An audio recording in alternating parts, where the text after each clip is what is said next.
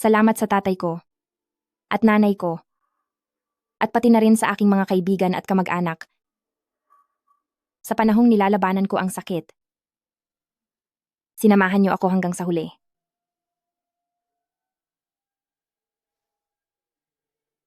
Mahal ko, sa susunod na buhay na tayo magkita.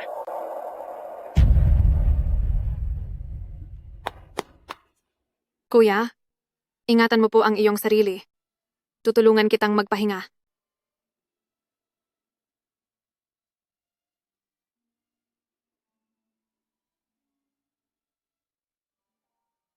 Sana sa lahat ng nagmamahal sa akin at sa mga taong mahal ko, maging maayos sana kayong lahat at ipagpatuloy ang inyong buhay ng masaya.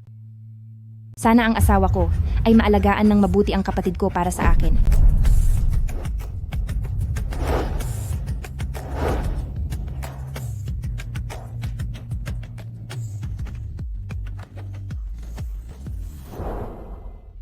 Kuya, napakagaling mo talaga. Nauto mo si ate na lumapit sa akin para sa operasyon na iyon. Siyempre, ibinili ko siya ng 50 milyong dolyar na health insurance. Kapag wala na siya, magiging malaya na tayo. Simulan mo na.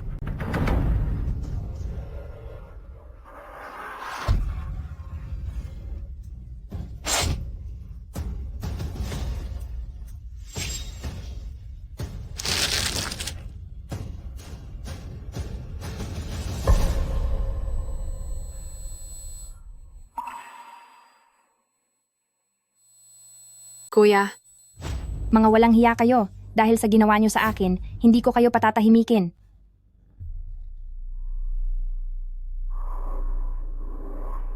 Buhay pa ako? Nabuhay akong muli.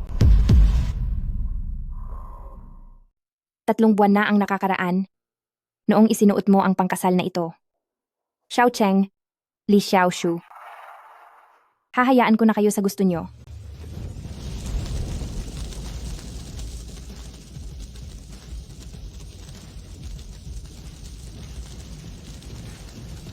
Magandang araw sa lahat ng mga panauhin na dumalo para sa kasal ng ating groom na si Xiao Cheng at ng ating bride na si Li Shanshan. Ngayon naman ay ating tawagin at ating saksihan ang pagpasok ng bride. Nasaan ang bride? Nasaan na po kaya ang bride? Isang babaeng walang modo at hindi naturan ng tama. Napakawalang hiya talaga, kahit sa sariling kasal ay nagagawa pang mahuli. Dapat matagal na siyang nawala gaya ng kaniyang ina na kinuha na rin ng maaga. Ang walang hiyang anak na ito. Magkaibigan ng pamilya ni Pamilyang Xiao at ng ating Pamilyang Li. At itong kasal na ito, siya itong mapilit noon na mapangasawa si Xiao Cheng. nakuha niya pang mahuli sa sarili niyang kasal. Kung papasok siya sa pamilya ng mga pamilyang Xiao, siguradong magiging sakit lang siya ng ulo. Balae, tungkol sa nangyayari ngayon, kailangan niyo akong bigyan ng paliwanag. Uncle, wag po muna kayong mag-alala. Bilang si panganay na anak na babae ng pamilyang Li, ang ate ko po ay sadyang walang pakialam sa sitwasyon. Tingnan niyo po si Bayaw, masyado nang ninenerbiyos at pinapawisan. Bayaw, huwag kang masyadong mag-alala.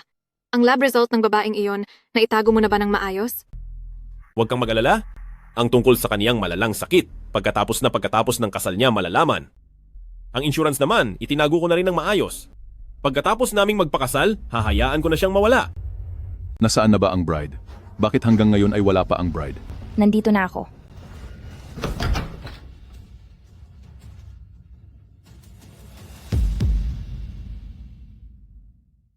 Walang hiya ka. Maayos at buhay na buhay pa ang anak ko. Bakit mo hawak ang litrato ng yumao para sa anak ko? Ano pa ba sa tingin mo? Siyempre, para sa libing. Ikaw na malas ka. Nagawa mo pang magsuot ng ganyan. Hindi mo gusto? Kung hindi mo gusto, mawala ka na. Baliw ka talagang babae, nagawa mo pang isumpa ang anak ko. Kung hindi ka sang-aayon, mawala ka na rin. Kamalasan sa pamilyang Li natin, paanong nagkaroon ng malas na tulad mo? Hindi mo matanggap. Kung hindi mo matanggap, mawala ka na. Ate, paano mo nagawa ang mga ganitong klaseng kalupitan? Naguguluhan ka? Kung naguguluhan ka, mawala ka na rin. Shanshan, araw ng kasal nating dalawa ngayon. Kung may problema man, pag-usapan na lang natin sa bahay pagkatapos ng kasal. Ayos ba? Kasal? Pakakasal ka para makuha ang 50 milyong dolyar na bayad pinsala, di ba?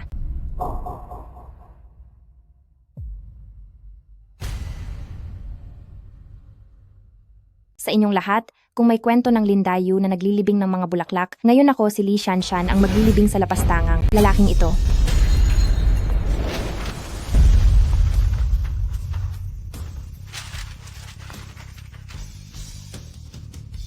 Hala, Tingnan nyo, hindi ba ito ang litrato ng groom kasama ang hipag niya? Sobrang walang hiya naman nito. Mga panauhin, maligayang pagdating sa pagtitipon para sa ate Li Xiaoshu at ng asawa kong si Xiao Cheng. Bilang panganay na ate, ibibigay ko ang aking pagbati.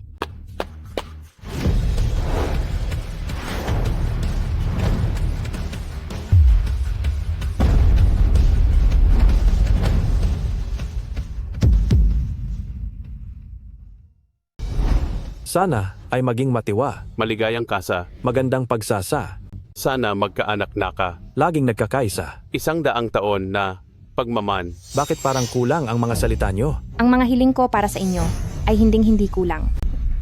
Ibig sabihin ba niyan ay Walang suwerte at walang saya, walang tadhana at walang anak, walang puso at walang pagkakaisa. Napakasamang hiling naman niyan. Tama lang na maging masama ito dahil simula pa lang ang mga litratong ito, kumalat na sa internet ang iyong mga malalaswang larawan. Ngayon, ang mapapangasawa mo na lang ay ang bayaw mo. Li Shanshan, walang hiya ka. Li Xiaoshu, makinig ka sa akin. Tinukso ng nanay mo ang tatay ko, dahilan para pumanaw ang nanay ko sa sama ng loob. 3 taong gulang ka pa lang nang pumasok kayo sa bahay namin, habang 5 namang taon ako. Kabit ang nanay mo, at kabit ka rin. Li Shanshan, hindi makontrol ng nanay mo ang lalaki. At hindi mo rin kaya.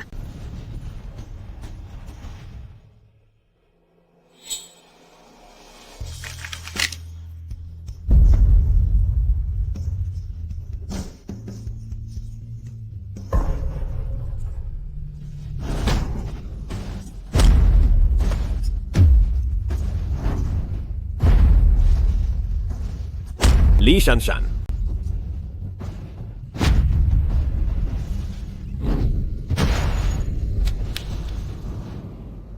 Xiaoshu, maligayang kasal sa inyo. Congratulations. Talagang congratulations. Li Shanshan, pagkatapos ng kasal, bumalik ka na agad sa trabaho. Ang boss ko, muntik ko nang malimutan na araw at gabi kitang pinagsisilbihan. Ang sakit ko sa tiyan ay dahil din sa iyo.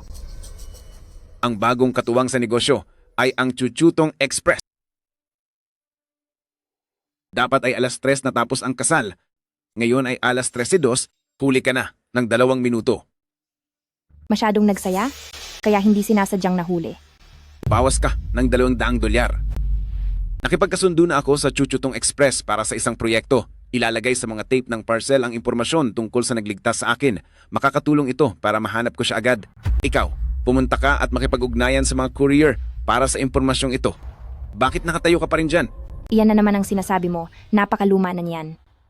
Li Shanshan, makinig kang mabuti. Mabuti. Mula nang maging assistant kita sa Chenyi, mula sa sandaling iyon, lahat ng sasabihin ko, dapat mong tandaan, ang bawat bagay na ipag-uutos ko, dapat mong gawin. Kung hindi mo kaya, ay umalis ka na. Ay umalis ka na.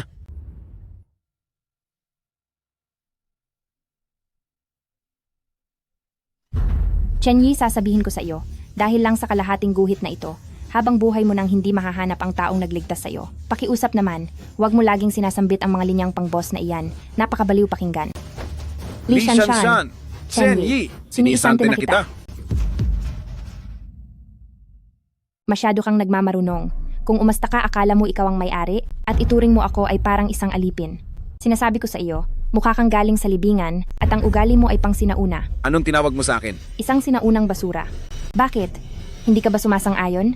Kung hindi ka sang-ayon, maglaho ka na. Li Shanshan, Hindi pa ako tapos.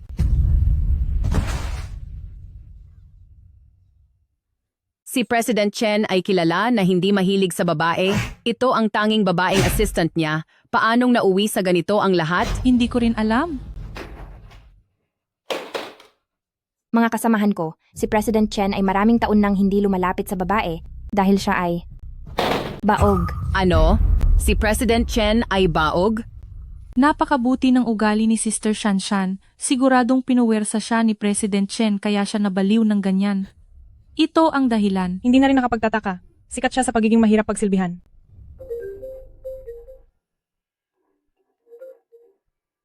Shanshan, sa reunion ng ating mga kaklase bukas, kailangang samahan mo ako anuman ang mangyari. Sige, sasama ako sa iyo. Ah, talaga? Sige, kita-kita tayo bukas. Bye-bye. Ang mahal kong kaibigan, Sa harap ng ibang tao ay napakabuti mo sa akin, pero sa talikuran ay pinapahamak mo ako. 10 taon akong nagtiis sa'yo, at ang sakit ko sa tiyan ay may kinalaman din sa iyo. Sa reunion na ito, siguradong bibigyan kita ng isang napakalaki surpresa. Bitawan niyo ako! Bitawan niyo ako! Sino ba kayo? Bitawan niyo ang batang lalaki na yan.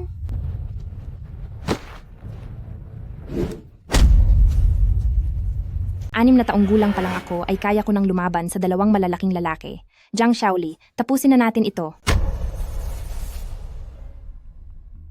Hoy, ibilan mo ako ng pagkain. Akin na po ang meal card mo. Bakit kailangan pa ng card? Sa tingin mo ba wala kaming pambayad? Sabi na nga ba, ikaw ang nagnakaw ng hikaw ni Lily. Shanshan, kung gusto mo pala ang mga hikaw na ito, dapat sinabi mo lang sa akin. Maaari ko namang ibigay ang mga ito sa iyo. Hindi mo kailangang magnakaw. Kasi, tungkol doon sa... Ang chismis na isa akong simpanera, ikaw ba ang nagpakalat niyon? Shanshan, mga estudyante pa lang tayo, bakit mo naman ginagawa ang mga bagay na iyon? Kung may problema kayo sa pera sa inyong pamilya, pupwede mo namang sabihin sa amin at tutulungan ka namin. Nagawa mo akong isolate. Pinagawa mo akong utusan para ibili ng pagkain ang lahat sa dormitoryo. Pinaratangan mo ako. Naninakaw ko ang iyong mga hikaw. Pinahiya mo ako at ginawa mo akong katatawanan sa buong paaralan. Zhang Shaoli, pagbabayarin kita.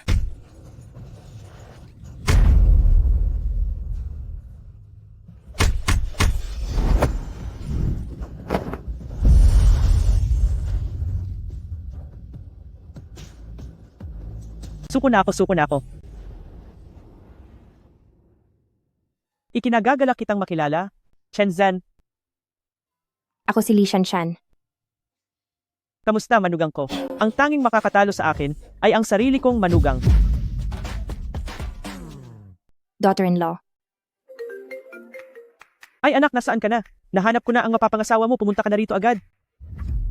Pasensya na po ate, mukhang mas baliw ka pa sa akin. Mauna na ako.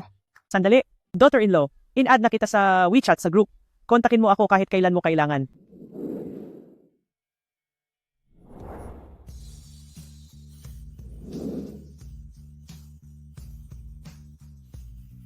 Ay, bakit ngayon ka lang dumating? Ma, wag po kayong kung ano-ano ang sinasabi. Anong daughter-in-law ang sinasabi nyo? Gusto ng mama ang babaeng iyon? Sigurado akong siya ang tipo mo. Kesa sa naman, hindi mo mahanap ang nagligtas sa iyo, subukan mo na lang kaya ang babaeng iyon. Hindi pwede. Kailangang mahanap ko ang nagligtas sa buhay ko. Bitiwan yung batang iyan. 10 na mahigit ang lumipas na taon. Kalimutan mo na iyon. Mabait din naman ang babaeng iyon. Ma, tumigil na po kayo. Noon, may 2 masasamang tao na nagdala sa akin sa kabundukan. 3 araw at 3 gabi akong walang pagkain o tubig. Kung hindi sila nakasalubong niya noong bumaba sila para bumili ng gamit, wala na sana ang anak niyo ngayon. Nangako na ako na sa buhay na ito, siya lang ang pakakasalan ko.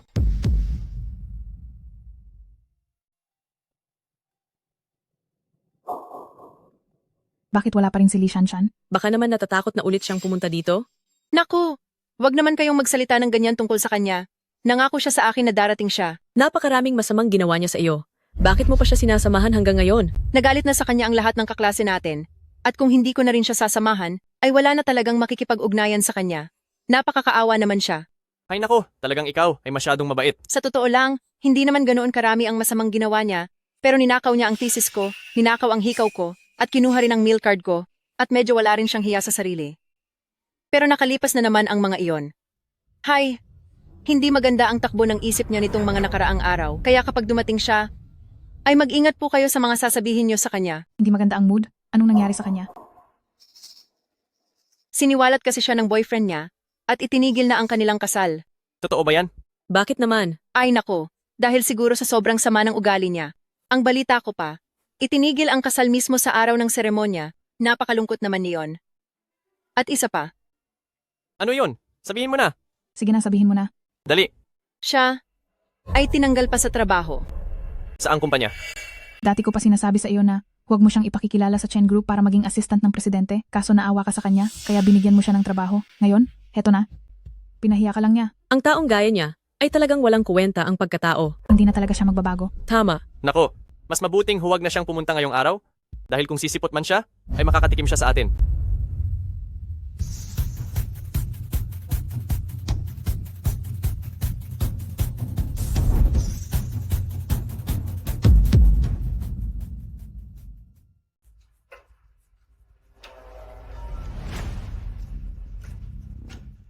Balita ko may mga hindi natutuwa sa akin. At gusto akong turuan ng leksyon. Li Shanshan, 10 taong anibersaryo ng ating graduation ngayon. Sa suot mong iyan, sa tingin mo ba ay bagay iyan? Hindi mo ba gusto? Kung hindi mo gusto, mawala ka na lang sa paningin ko. Damang-dama na ang wrinkles sa mukha. Akala mo ba 18 taon ka pa? Hindi ka ba kontento? Kung hindi ka kontento, manahimik ka na lang habang buhay. Huwag kang masyadong bilib sa sarili mo dito. Ang reunion natin ngayong araw ay hinding-hindi ka tinatanggap. Kung may natitira ka pang hiya, umalis ka na. Ayoko nga. Sige nga, mainis ka sa galit. Grabe naman. Huwag niyo namang pagsalitaan ng ganyan si Shanshan. Shanshan, magtatatlumpu ka na. Pero, ang lahat naman ay may karapatang magpaganda, hindi ba? Shanshan, ikaw, nagawa mo akong saktan? Sinasadya ko talagang saktan ka. 10 taon na, hindi ka pa rin ba napapagod magpanggap? Araw-araw kang gumagawa ng kwento sa harap ng mga kaklase natin at naninira ka ng relasyon ng iba. Napaka-plastic mo talaga. Kung hindi ka napapagod, ako ay pagod na sa iyo. Ikaw, At pati na rin kayo, sinasabi ko sa inyong lahat, pinaniniwalaan nyo ang kaisa-isa niyang panig ng kwento. Pagkatapos ay huhusgahan nyo ako ng ganyan. Sasabihin ko sa inyo ngayon, hindi ko ninakaw ang mga gamit niya at sariling sikap ko ang paghahanap ng trabaho. Importante ang magkaroon ng utak, ngunit sa kasamaang palad ay wala kayo nito. Li Shanshan, sinong sinasabi mong walang utak? Kayong lahat ang tinutukoy ko. Naglalakas loob ka talagang sabihan kaming walang utak? Hindi lang pagsasalita ang gagawin ko. Kung hindi ay bibigyan ko pa kayo ng parusa. Hindi lang kita pagsasabihan. Parurusahan din kita. Li Shanshan, ikaw. Li Shanshan, may lakas ka na ng loob na manakit ngayon, ganoon ba? Ano ba ang ginagawa mo? Pati bata ay sinasaktan mo. Li Shanshan, ikaw na baliw na babae. Naglakas loob kang gumulo sa reunion? Huwag mong isiping matatapos lang ito ng ganito. Bakit wala pa rin siya?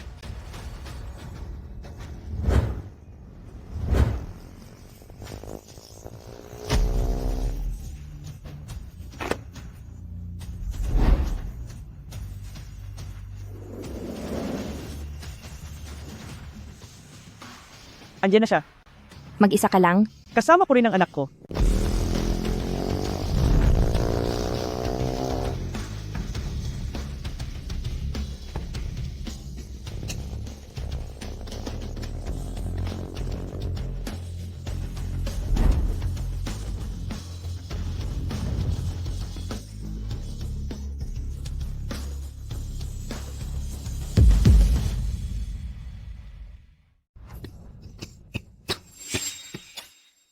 Li Shanshan, gumagaling ka na yata?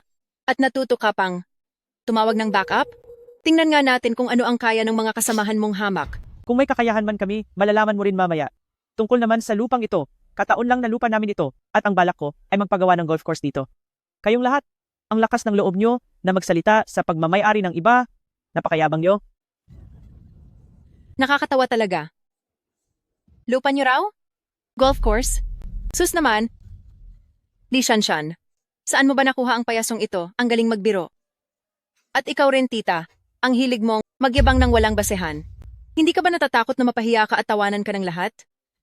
Totoo yan. Li Shanshan, tingnan mo ang antas mo. Tingin mo ba talaga ay makakakuha ka ng ganyang klaseng mga bigating tutulong sa iyo?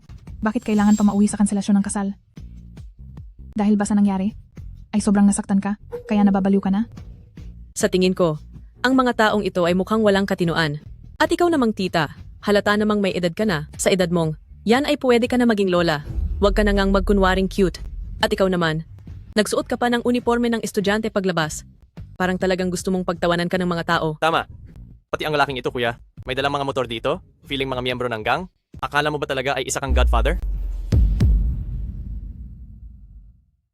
Hindi ba? Hoy, ayos ka lang ba? Ang yayabang nyo kung makaliit sa iba. Alam ko na bago pa ako pumunta rito na walang mangyayaring maganda, pero hindi ko akalaing malas pala rito. Malas? Isinama mo ang dalawang baliw na ito, tapos sasabihin mong malas ka?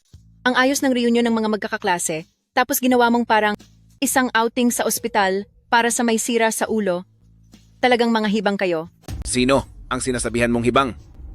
Saan ba galing ang hangal na ito? Akala mo ba talaga ikaw ay tagapagtanggol ng katarungan? Napakabuti mo naman, Justice Brother. Justice Brother, mukhang utu-uto ang lalaking ito. Justice Brother. President Chen, Ngayon mo lang naranasang mainsulto ng ganito, di ba? Bakit parang ako pa ang iniinis mo? Anong karapatan mo? Nabastusin ako ng ganyan? Sino ka ba sa akala mo? Magbanggit ka lang ng ilang. Linyang pangmayaman, tapos iisipin mo na isa ka ng dakilang boss? Bakit parang pamilyar ang linyang iyon? Sus, ang mga nagpapanggap na mayaman sa panahon ngayon, mas marami pa kaysa sa basura sa paligid, hindi ba? Totoo iyan. Anong pinagsasabi mo? Wala kang utang na loob na babae. Narito kami para suportahan ka, pero kanino ka ba kampi? Pasensya na, President Chen. Ititikom ko na po ang bibig ko. Li Shanshan, huwag mong isipin na porke may nahanap ka para magmukhang matapang, matatakot na kami sa iyo. Akala mo naman kung sino ka. At ikaw, yang ayos mo na yan, siguradong inubos mo ang 6 na buwan mong sahod para dyan, no? Para sa akin, hindi mo kailangang magkunwari na mayaman. Kung ano man siya, alam naman na natin yon, di ba? Totoo yan. Matagal na tayong magkakaklase at alam ko ang totoong katayuan mo. Sinasabi mong kilala mo ang mga tao sa Altalipunan. Naku, edi dapat kilala ko rin ang ating pamilyang Chen, ang pinakamayamang tao sa lungsod ng Qingcheng. Tumigil ka nga. Ang pinakamayamang si Pamilya Chen, sa tingin mo ba ay kaya nating mapalapit sa kanya? Li Shanshan, di ba't nagtatrabaho ka lang sa Chenxi? Oo nga naman. Nakita mo na ba si President Chen? Balita ko ay ang President Chen na yan. Napakabata pa pero mataas na ang posisyon at sobra ang yaman. Pagdating naman sa hitsura, napakagwapo rin niya. Talagang kakaiba siya sa lahat. Isa lang siyang ordinaryong empleyado, paano niya naman makikita ang isang presidente? Sobra mo namang pinapaboran yan. Tama ka nga. Tungkol kay President Chen, nakita ko na siya, pero nakita niyo na rin siya. Hindi ba, President Chen? President Chen? President Chen?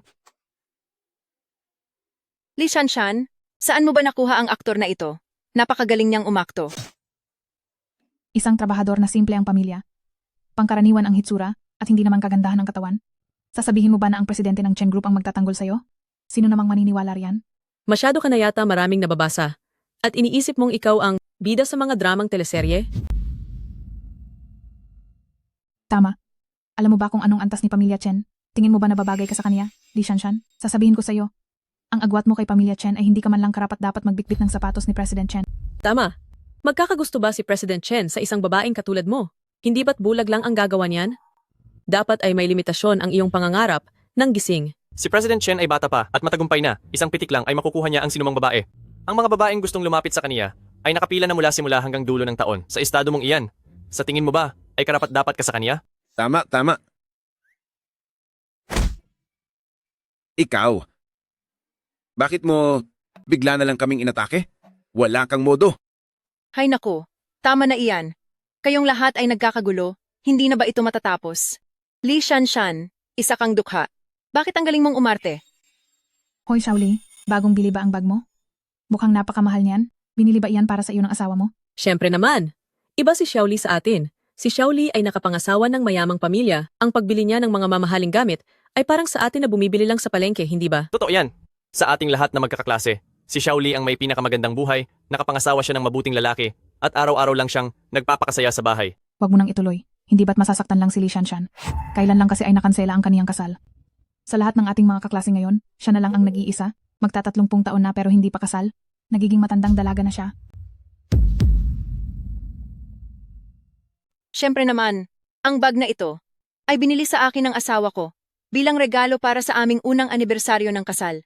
Ang bag na ito, siguradong hindi kayang tapatan ng maliit mong sahod sa loob ng 1 taon. Kaya naman, huwag ka nang magpanggap na mayaman sa harap ko. Talagang nakakatawa ka lang. Bag lang naman yan, di ba? Kailangan bang daldal ng daldal at magyabang ng ganito katagal? Li Shanshan, ang sahod mo sa loob ng 1 taon ay hindi naman siguro ganoon kaliit para hindi makabili niyan? President Chen, tulad ninyong mapang-aping negosyante, ay huwag nang magsalita ng wala namang kinalaman sa totoong buhay. Ako si Li Shanshan ngayon, sasabihin ko na ang totoo. Ang bag na ito ay hindi ko talaga kayang bilhin. Isang hamak na empleyado lang. Normal lang na hindi mo kayang bumili niyan. Pero, sa susunod, bawasan mo ang paggawa ng nakakatawang mga bagay. May ilang tao talaga na kahit magsuot ng panghari ay isang pusa lang din. Sasabihin ko lang, Ineng, Wala naman akong masamang hangarin, pero bakit ang bag na ito ay parang peke? 300 lang ang ganitong bag sa buong mundo, at nagkataon naman na bumili ako ng ilan para pabago-bago. Pero itong sayo, tabingi pa ang logo, naloko ka ba o ano? Ikaw na matandang babae. Ano bang pinagsasabi mo? Ang bag na ito, talagang ganito lang ang itsura nito. Nagpapanggap ka lang na may alam. Puro ka lang daldal. Ito ang alam ko. Tama po.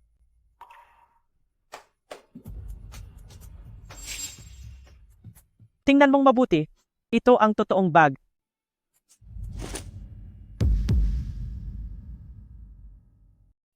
Mulat-mulatin mo ang mga mata mo. Ito ay totoo at hindi pwedeng maging peke, at ang peke naman ay hindi magiging totoo kailanman. Pinapayuhan kita na huwag mo nang lokohin pa ang sarili mo. Nagtatrabaho ako sa isang mamahaling store. At ang bag na ito na kay Xiaoli ay mukhang peke nga yata. Oo, pero baka naloko lang din si Xiaoli. Hindi dapat ganito kung binili sa totoong store. Paano? Paano ka nagkaroon ng ganyang bag? May paraan ng pamumuhay ang mahihirap, at may paraan din ang mayayaman. Kayong lahat na mapangmata sa mahirap, at ang ugali ninyong sumisipsip sa mayayaman, ay talagang nakakasuka. Masyado kayong makitid ang isip. Pinapayuhan ko kayo na umuwi na lang kayo at matulog na. Dahil sa panaginip nyo na lang, makukuha ang lahat. Matandang babae ka? Sino ka sa tingin mo? Kung sino man ako, ay hindi mo na kailangang malaman pa. Pero bakit ko alam? Iyang suot mong branded na damit, halatang hindi kasya sa iyo. Nirentahan mo lang, di ba? Iyang kuwintas mo kapag nilagay sa swimming pool, ay siguradong lulutang, di ba?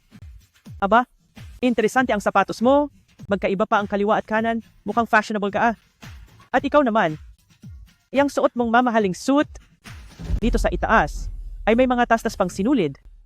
Peke lang ito, di ba? Huwag kang magsalita ng kung ano-ano. Totoo ito.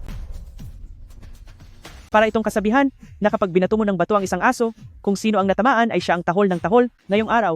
Ako naman ang naliwanagan sa inyo. Noong nag-aaral pa tayo, mapanghusga na kayo sa mahihirap at mukhang pera, bakit hanggang ngayon na nagtatrabaho na tayo, ganyan pa rin ang ugali nyo. Jen, hindi mo lang alam. Noon ngang nag-aaral pa tayo, sabi ng mga teacher. Ang mga sapatos nila puro check. Pero ang mga exam nila puro X.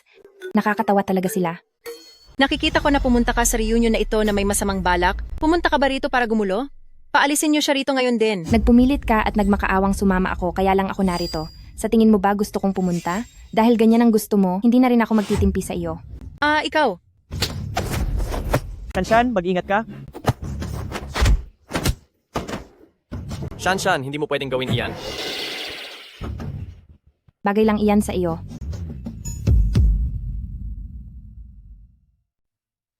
Aray, tama na. Parang awa mo na. Susuko ka na ba? Suko na ako, suko na ako. Aray! Pasensya na, matapang na binibini. Alam ko na talaga ang pagkakamali ko. Pakawalan mo na po ako. Bakit parang hindi ko naman ramdam ang sincerity mo? Sincere po talaga ako. Sorry po, pasensya na talaga. 3. Shanshan, nagkamali kami. Patawarin mo na kami.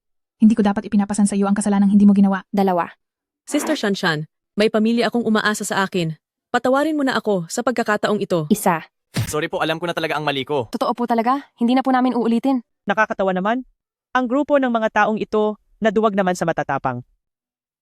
Palalampasin ko muna kayo ngayon, pero uulitin nyo pa. Wala nang susunod. Ito po para sa iyo. Yehey, napakasarap sa pakiramdam. Pero, bakit ka narito? Maglahad ka na. Totoo bang magkakilala kayo? Anak, bilis, sabihin mong hindi mo ako kilala, dali. Bakit po? Ikinakahiya nyo na ba na mag-ina tayo? Hindi naman. Tingin ko ay, ikaw ang hindi pwedeng makita rito, parang hindi ka gusto ng babaeng ito. Huwag mong sasabihin kilala mo ako, kung hindi ay, lagot ka sa akin. Wala na ba akong karapatan? Ano sa tingin mo? Kilala niyo po ba talaga ang isa't isa? Hindi. Kung ganoon, bakit niyo sinabing, nandito ang anak niyo? Naku, sinabi ng anak ko na darating siya kanina, pero kalaunan ay nagsabing hindi na siya makakapunta dahil may gagawin pa. Talagang hindi ko kilala ang lokong lalaking ito. Bakit nandito ka? Ako, napadaan lang ako rito. Nakita kong pinapahirapan ang empleyado ko, kaya tumulong lang ako. Ano ba? Katakataka ba iyon? Tama na. Wala akong pakialam kung bakit ka nandito. Hindi talaga tayo magkasundo. Kaya umalis ka na ngayon din. Ayaw ko na kitaling makita. Talagang wala kang katwiran. Base sa naririnig ko, mukhang matagal na kayong magkakilala. Oh, Shanshan, Ano bang ginawa ng lokong ito para magalit ka ng ganyan?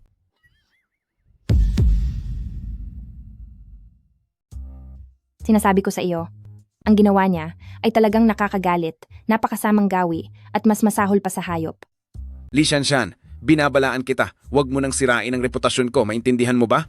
Ano ba ang ginawa ko? Para ganito na lang ang galit mo sa akin. Bakit parang may say ka? Sinasabi ko sa iyo, nag-resign na ako. Huwag na huwag kang magpapakita ng kayabangan bilang boss sa harap ko. Ikaw, nag-resign ka na? Pumayag ba ako? Sa pagkakaalam ko, ang resignation letter mo ay hindi ko pa napipirmahan. Grabe ka naman. Tandaan mo, ayoko nang magtrabaho sa ilalim ng isang madamot at gahaman na boss tulad mo. Anong magagawa mo? Gahaman na boss? O ikaw pala yung tipo na nanamantala ng mga empleyado at pera-pera lang ang habol na negosyante? Sasabihin ko sa'yo, ako, si Chen Zhen, ang pinakaayaw sa mga taong gaya mo. Kayo talagang dalawa.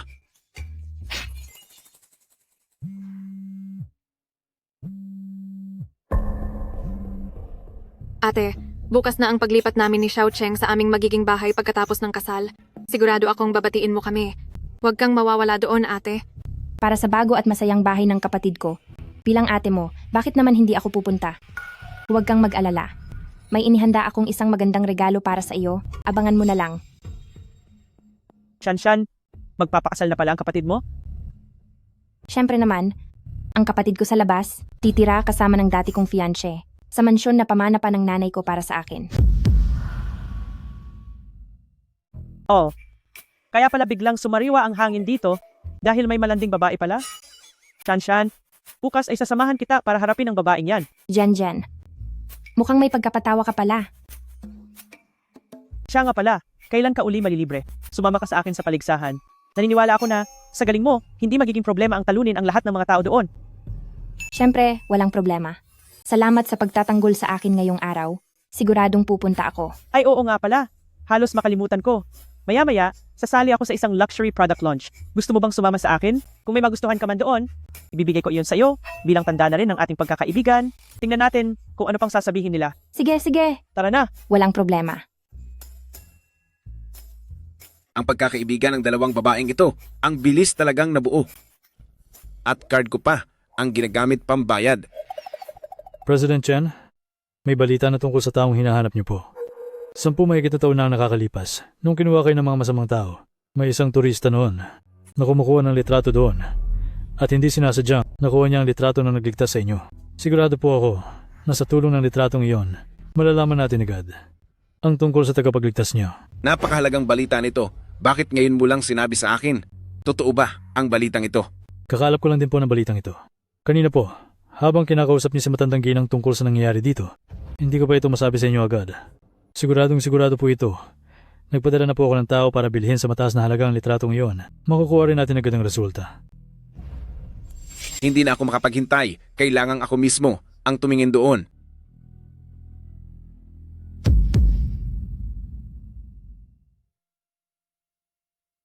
Halikayo, pasok kayo. Xiaoshu, tingnan mo kung sino ang dumating.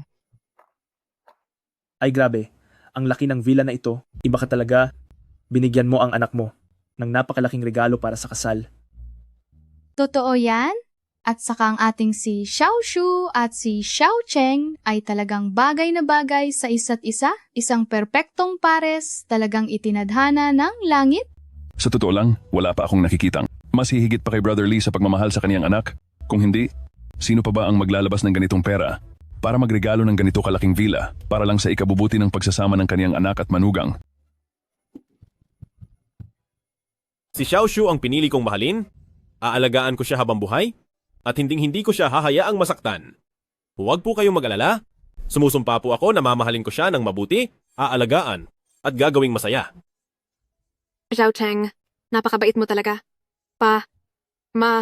Sa pagpapakasal ko kay Xiao Cheng, sigurado pong magiging masaya ako, kaya huwag na po kayong mag-alala. Nako, basta't maayos kayong dalawa, panatag na ang loob ko. Salamat po, Ma. Alagaan mong mabuti si Xiaoshu, huwag mo siyang bibiguin. Ako na si Li Shu ay may iisang anak lang.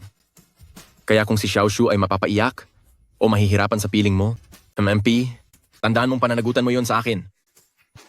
Huwag po kayong mag-alala. Paano naman ako?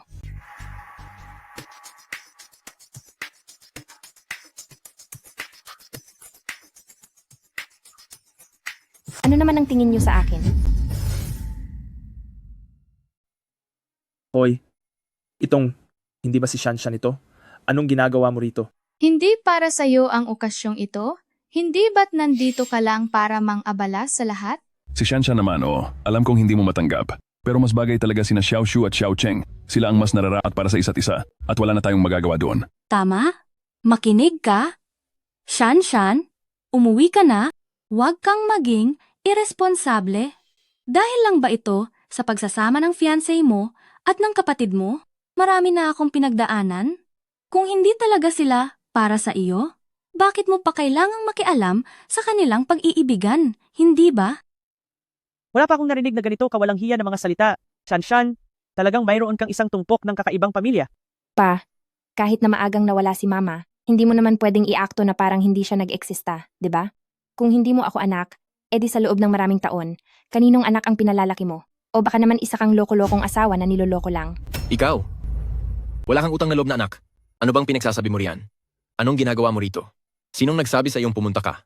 Sa tingin ko, sinasadya mong sirain ang housewarming party ng kapatid mo. Sinong nagpaisa sa akin? Siyempre, sino pa ba kundi ang mapagmahal kong mabuting kapatid? Oo nga. Dapat itanong mo iyan sa mapagpanggap mong anak kung bakit kami nandito. Siya ang mas nakakaalam niyan. Papa, Mama, nagkakamali po kayo kay ate. Ngayong araw ay talaga namang ako ang nag-imbita kay ate na pumunta dahil umaasa ako na makuha ang basbas ni ate. Naku, Xiaoshu, bakit mo siya pinapunta rito? Halos ikakasal na siya kay Xiaocheng dati. Kapatid ko pa rin si Shanshan. Alam kong dati pa siya may mga maling akala sa akin. Pinapunta ko siya rito ngayon para malinawan ang lahat, para kaming dalawa ay magkasundo na ng maayos. Si Xiaoshu, napakaunawain talaga at napakabait. Kahit na ganoon ang naging pakikitungo ng kapatid niya sa kanya, nais pa rin niyang makipag-ayos. Ang ganitong mabuting dalaga ang nararapat na maging manugang sa pamilya-pamilyang Xiao. Tama ka? Tong batang, si Li Shanshan, asyado siyang mapagtanim ng galit at mapaghiganti. Napakaamo at napakabait talaga ni Xiaoshu. Pagkatapos ng lahat ng gulo, naiisip pa rin niya ang kanyang kapatid. Napakabait mo. Alam kong nahihirapan ka sa sitwasyong ito. Ayos lang po, kahit anong mangyari. Si Shanshan ay kapatid ko pa rin po. Kahit nagalit siya sa akin, umaasa pa rin po ako sa ikabubuti niya. Ang laki ng pagkakaiba nyo, dito pa lang ay kita na kung sino ang mas nakatataas. Itong si Li Shanshan, wala ng itsura, wala pa ring magandang ugali, hindi katakatakang, hindi siya pinakasalan ni Xiaocheng. Tama? Sa kabaitan ni Xiaoshu, hindi man lang siya mapapantayan ni Li Shanshan. Hoy, Li Shanshan, bakit ka nagdala ng walis dito? Ate Shanshan, ang walis na iyan, ay gagamitin mo ba para tulungan akong maglinis sa villa ko? Oo naman. Mahal kong ate, ito ang regalo ko para sa paglipat niyo sa bagong bahay. Ang walisin kayong mga walang utang na loob. Palabas sa pinto, iyan ang inihanda kong pinakamalaking regalo para sa iyo.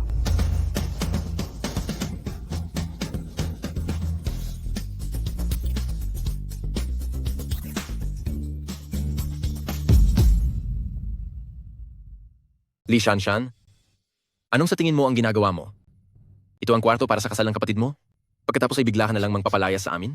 Nawawala ka na ba sa sarili mong isip? Hindi kaya nakita mo na may malaking villa ang kapatid mo bilang dote, kaya naiinggit ka. At galit na galit ngayon, tama? Napakalaki ng halaga ng villang ito. Siguradong maiinggit talaga siya. Nakikita ko ngang halos mabasag na ang ngipin niya sa inis. Li Shanshan, tumigil ka na sa mga ginagawa mo. Li Shanshan, ihinto mo iyan ngayon din. Si Li Xiaoshu ay kapatid mo pa rin? Hindi ba't isang villa lang naman ito? Dahil ikaw si ate, pagbigyan mo na lang siya. Ate, kung magagalit ka man sa akin dahil sa villang ito, hindi ko na iyon mamasamain. Hanggat gusto mo, malaya kang bumisita sa amin ng ilang araw, huwag mong hayaang ang mga material na bagay na ito ay sumira sa samahan nating magkapatid. Xiaoshu, talagang napakabait mong babae at mapagmahal. Matapos ang ginawa niya sa iyo, hindi mo pa rin siya magawang sisihin. Hindi gaya ng ibang tao, na puno ng maitim na balak at puro pera lang ang nasa isip. Tama ang sinabi mo. Ate, kung pagkatapos nito ay mayroon, kaparing hinaing laban sa akin, hindi ba't parang wala kang malasakit sa pagkakaibigan nating magkapatid? Ano ang sinabi mo? Sabi ko, sa tingin ko ay tama ang sinabi mo. Sa pagitan nating magkapatid, hindi na kailangang magbilangan pa. Kung gusto mo, ang tumira dito ng ilang araw, ay maari naman nating gawan ng paraan. Anong sabi mo? Ano ang ibig mong sabihin?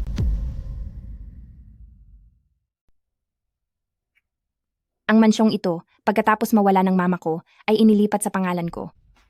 Pa, may karapatan ka lang manirahan sa bahay na ito, pero sa akin ang pagmamay-ari nito. Anong ibig mong sabihin? Ano ba ang nangyayari dito? Hindi mo pa ba naiintindihan? Ang ibig sabihin, ang bahay na ito ay pag-aari ni Shanshan. Kayong mga taong ito, ngayon din, sa mismong sandaling ito, lumayas na kayo sa bahay na ito. Itigil nyo na ang paggawa ng sariling drama. Paano nangyari ito? Malinaw ang sinabi mo dati, na ang bahay na ito ay para kay Xiaoshu. Bakit ngayon naging sa batang ito na? Ipaliwanag mo ito ng maayos sa akin. Kung hindi pa tayo tapos dito. Pa, ang sabi mo sa bahay na ito ay para sa dote ko, pero ngayon sasabihin mo na ang bahay ay hindi pala sa akin. Saan ko na lang ilalagay ang mukha ko? Li Shanshan, talaga bang sisirain mo ang selebrasyon ng bagong bahay ni ate at gagawa ka ng gulo para lang gumaan ang loob mo? Alam ko na sa pagpunta mo rito, may masama kang balak. Ate? Sa anong paraan siya naging ate? Pumunta ako rito. Dahil ito sa mga pinaggagawa mo, hindi ba? Kung hindi ka sana nagmalaki dito sa paligid, edi sana hindi ka napahiya sa sarili mong mga pakana. Li Shanshan, dahil lang sa pagiging mapanlin lang mo at pagiging masama, kaya ako nakipaghiwalay sa iyo. Walang kwenta kang lalaki. Hindi mo deserve na bigkasin ang pangalan ko.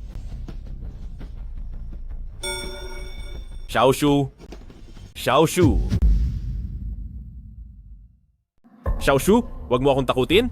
Xiaoshu, tumawag kayo ng doktor. Tumawag kayo ng doktor. Dali. Kahit na pag-aari ni Li Shanshan ang bahay na ito, ngunit si Li Shanshan naman ay parang masyadong nagiging agresibo, di ba? Tama.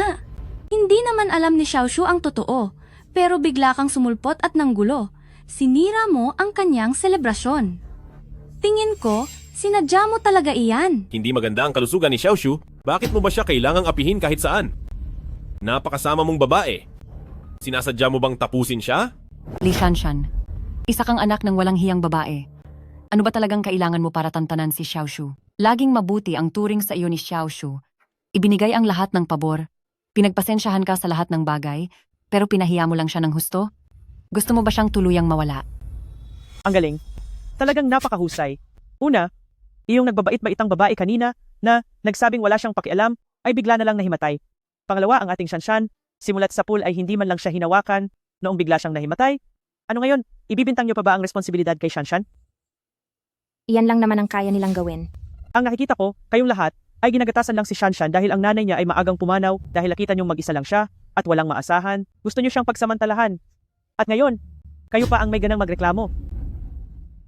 Li Shanshan, sinasabi ko sa iyo, kapag may nangyaring masama kay Xiaoshu, hinding-hindi ko kayo mapapatawad.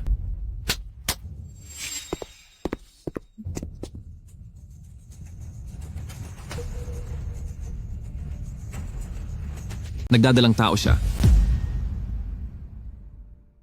Anong sinabi mo? Paano mangyayari iyon? Lingi ba kayo? Sabi ng doktor, siya ay nagdadalang tao. 3 buwan na siyang buntis.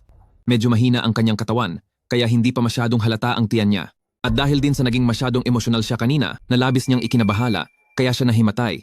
Pero huwag po kayong mag-alala, wala naman po siyang seryosong karamdaman. Higit 3 buwan na. Pero noong nakaraang kalahating buwan lang, naghiwalay na sina Xiao Cheng at Li Shanshan at kinansela ang kanilang kasal. Ibig bang sabihin nito? Sina Xiaoshu at Xiao Cheng. Kung ang dalawang ito ay palihim na nagsama, hindi bababa sa 3 buwan na iyon. Pero 3 buwan na ang nakalipas. 3 buwan na ang nakalipas? Ihahanda na dapat ang engagement ni na Xiao Cheng at Li Shanshan. Nampopotot pala ang lalaking itong si Xiao Cheng. Si Li Xiaoshu iyon, alam niyang bayaw niya si Xiao Cheng, pero nakuha pa niyang makipagrelasyon ng palihim. Mukhang mahinhin at mabait itong si Li Xiaoshu. Hindi ko akalaing napakababa ng moralidad niya. Hindi lang niya inagaw ang sarili niyang bayaw, kundi nabuntis pa siya bago ang kasal. Xiao Cheng, magsalita ka naman. Li Shanshan, kailangan mo ba talaga akong sirain ng husto para lang makontento ka? Dahil ba hindi mo ako nakuha, kaya gusto mo akong sirain? Ang tulad mong basura, dapat lang na itapon sa basurahan ng mga mapanganib. Layas. Magsilayas kayong lahat ngayon din. Ikaw? Layas, layas.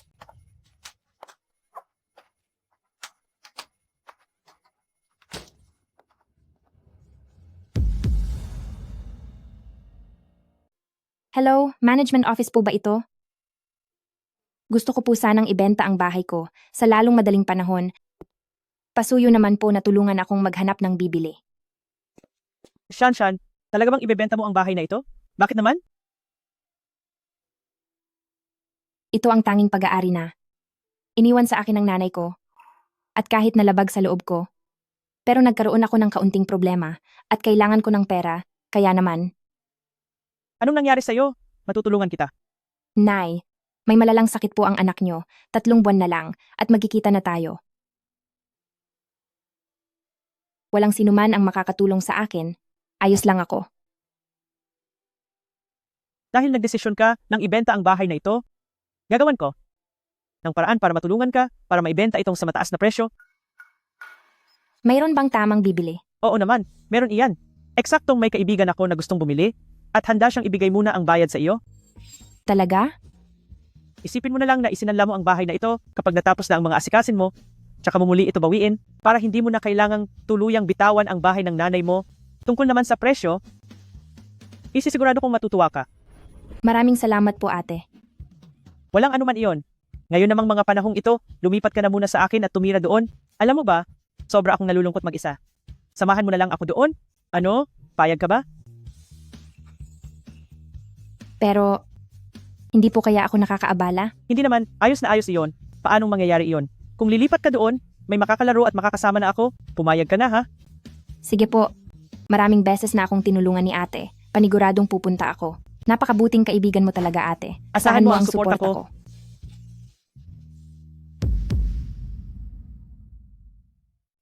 Walang hiya. Suko na ako sa'yo. Hoy. Ano? Sige. Kumusta? Ikaw ba ang kumuha ng larawang ito? Tama ka. May problema ba sa larawang ito? Sa larawang ito ay may isang taong napakahalaga sa akin. Kung papayag kang ibenta ito sa akin, ito ang halagang ibibigay ko. 500? 5,000? 50,000? Mrs., kung papayag po kayo na ibenta ang larawan sa akin, magbabayad ako ng 500,000 dolyar. Ibigay mo sa akin ang larawan at ang 500,000 dolyar ay agad na ililipat sa card mo. Ano sa tingin mo? Kung sang-ayon ka, ipakita mo na ang larawan.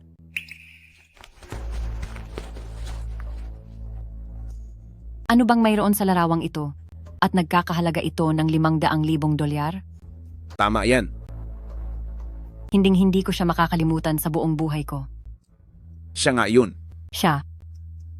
Saktong nakuhaan siya sa larawang ito. Siya ang nagligtas sa buhay ko. Sumpa ko, habang buhay, gagawin ko siyang asawa. Ang nagligtas sa buhay mo?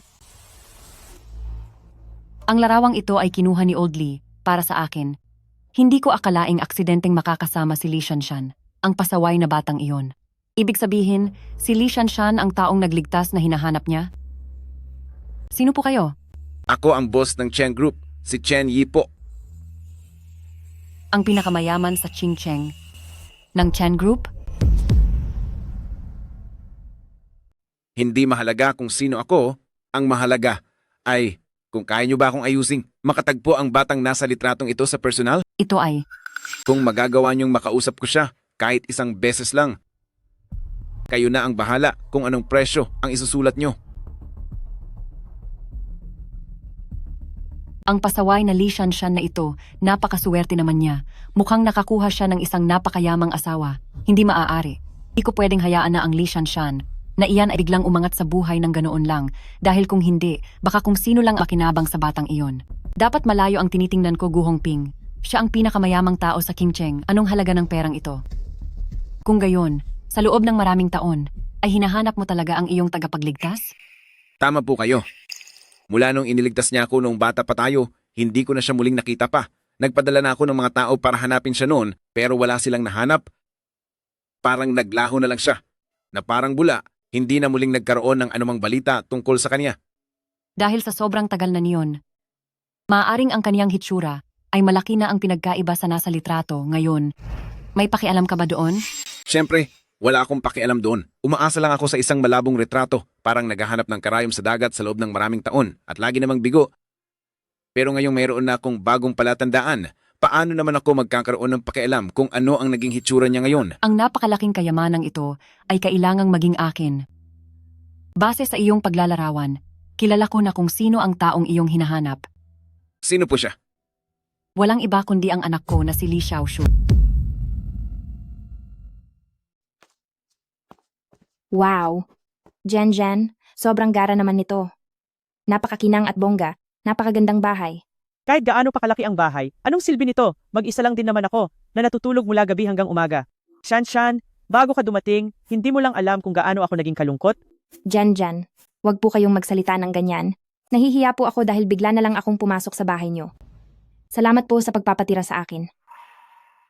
Sa totoo lang, ikaw ang nakatulong sa akin ng malaki. Hindi mo lang alam kung gaano kahirap mamuhay ng mag-isa.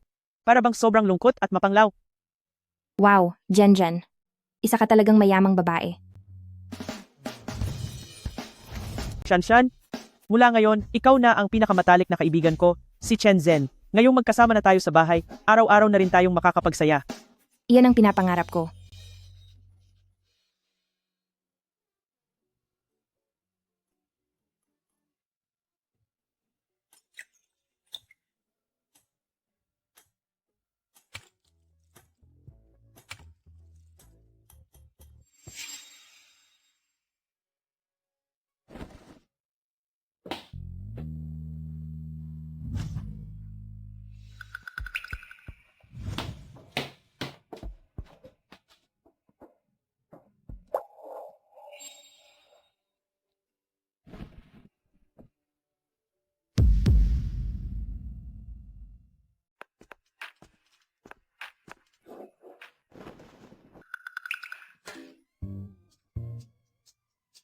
Bastos. Pasensya na po, pasensya na. Bitawan niyo ang batang iyan.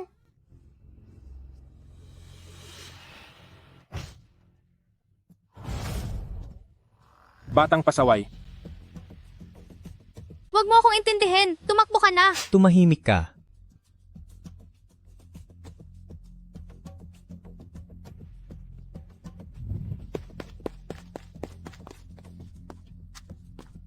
Bitawan niyo ako! Bitawan niyo ako! Bitawan niyo ako!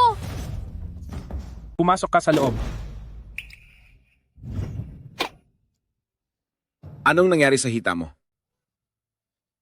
Magsalita ka. Anong nangyari sa sugat sa hita mo? Maglahad ka na. Paano mo nakuha ang sugat sa hita mo? Bastos ka. Lakas ng loob mong silipin ang hita ko. Aray. Li Shanshan, sagutin mo muna ang tanong ko. Ano ba talaga ang nangyari sa hita mo? Nagsasalita ka pa. Pagbabayarin kita. Dahil nakita mo ang hita ko, paano na ako haharap sa ibang tao kapag nalaman nila ito? Sasabihin ko sa'yo, walang sugat ang hita ko, tandaan mo iyan. Hindi ako naniniwala. Patingin nga uli. Nagsasalita ka pa talaga. Hindi na ako titingin. Hindi na. Bitawan mo na ako. Ang tagapagligtas ko. Paano magiging si Li Shanshan?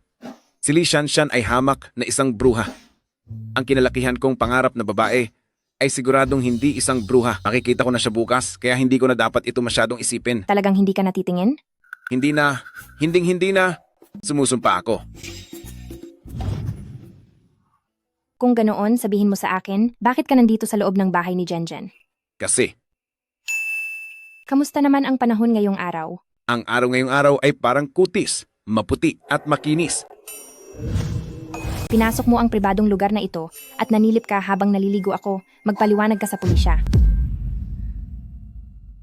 Magkita na lang tayo sa presinto. Hindi. Pakinggan mo muna ang paliwanag ko. Babaeng mandirigma, maling daan ang napuntahan ko, maling pinto ang napasukan ko, hindi ko sinasadya. Anong kailangan mong ipaliwanag? Pinanood mo akong maligo? Paliwanag? Wala ka nang dapat pang ipaliwanag. Hindi ako yon. Ako. Sige. Kung ganoon, bigyan mo ako ng maayos na paliwanag. Magsalita ka na. Mahabang kwento ito. Huwag ka munang mag-eskandalo. Okay po ba? President Chen, kahit na magkatrabaho tayo, nag-resign na po ako. Una, bahay ito ni Zen. Pumasok ka nang walang paalam sa bahay ng iba. Malinaw na ebidensya ito. Pangalawa, Noong pumasok ka, hindi mo ba narinig na kumakanta ako? Pumasok ka pa rin, sinadya mo talaga ito. Ako. Sa presinto na lang tayo mag-usap. Teka, maling pagkakaintindi lang ito. Shanshan, maling pagkakaintindi lang ang lahat ng ito. Jan. Kayong dalawa. Hala, sige, aamin na ako.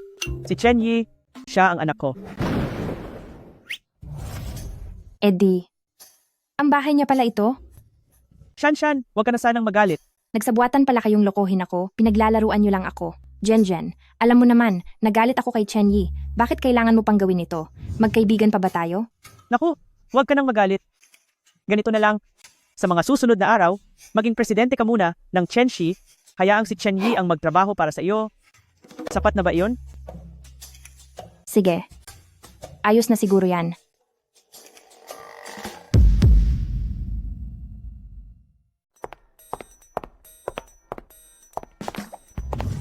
Nandito na ulit si Shanshan. Shanshan, akalang nating lahat ay nabaliw ka na dahil sa boss nating walang puso, kaya nagbitiw ka sa trabaho dahil nawala ka na sa sarili. Naku, Shanshan, kailan pa kaya ito matatapos? Napakaraming utos at sobrang sela ni President Chen. Ngayon lang ako nakakita ng taong mas nakakainis pa sa boss na iyan. Oo nga, sa kabila ng pagiging sobrang hirap niyang pagsilbihan, ang ganda pa rin ng reputasyon niya sa ibang tao dahil mayaman, gwapo at matalino siya. Malalaman mo lang ang totoo kapag nakapasok ka na sa Chenshi. Mabuti na lang at nawala na rin ang paghanga ko sa kanya noon. Ngayon ang tingin ko na sa kanya ay isa na lang siyang. Isa lang siyang mapagpanggap na taong walang kuwenta, wala siyang alam gawin, kundi ang pagsamantalahan ang kanyang mga empleyado. Oo, tama yan. Anong nangyari? Bakit parang namumutla kayo? Li Shanshan, alam mo ba na si President Chen ay nasa likod mo lang? Siguradong narinig niya ang lahat ng mga paninirang sinabi natin. Panigurado, yari na tayong lahat ngayon. Xiao Chen, bakit ang bagal mong maglakad? Ganito na lang, dahil unang araw ko sa trabaho ngayon, ikaw na lang ang pumalit sa akin at ikuha mo nang maiinom ang mga kasamahan natin. Pumalit ka muna sa akin at kumuha ka ng tubig para sa mga kasamahan ko. Shanshan, nawawala ka na ba sa sarili? Bakit mo pinag-uutusan ng ganyan si President Chen? Diyos ko, may isa na namang nabaliw. Bakit ka pa nakatayo riyan? Bilisan mo at kumuha ka ng tubig para sa mga kasamahan ko. Bakit ang bagal-bagal mong kumilos? Nako, nananaginip ba ako? Talagang kumuha ng tubig si President Chen para sa atin. Shanshan, may nakuha ka bang alas laban kay President Chen? Kaya ba siya sunod-sunuran sa lahat ng gusto mo? Oo nga pala, Shanshan. Hindi ba't sabi mo dati na may problema si President Chen sa pagkalalaki? Hahaha. Baka naman ang problemang iyon ay nagamot mo na. President Lee, ito na po ang tubig niyo. Magaling. Ganito na lang, mamaya lampasuhin mo ang buong sahig na ito. Pagkatapos, ibilhan mo ng kape ang lahat ng kasamahan ko. Shanshan, anong nangyayari? Bakit tinawag ka ni President Chen na President Lee? Napakakakaiba nito. Ako ba ang nababaliw o sadyang sira na ang mundo?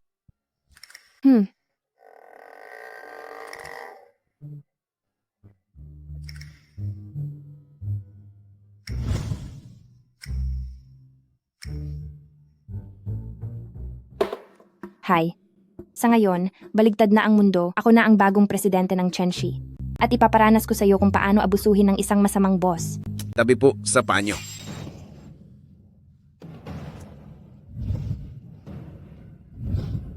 Dito, lampasuhin mo ito.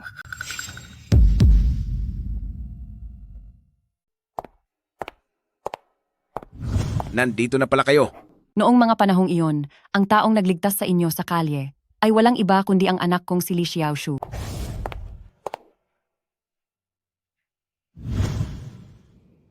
Kumusta ang naging buhay mo sa loob ng maraming taon?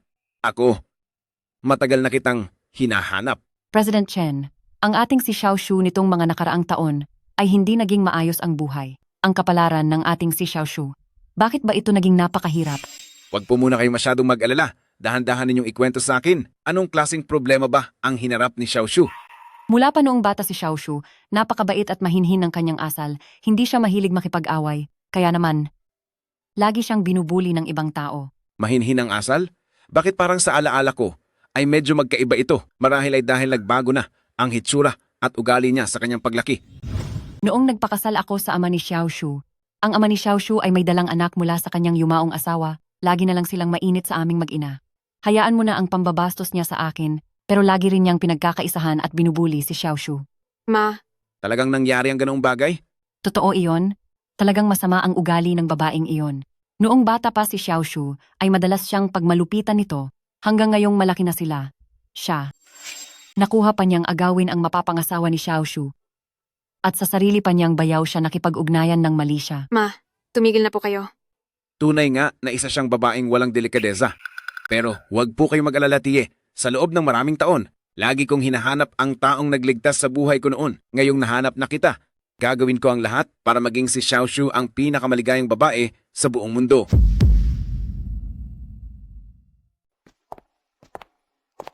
Tignan mo, ito ang opisina, pati na rin dito. Kahit saan ko magpunta ay naroon siya. Talagang hindi na siya nawala sa paningin ko.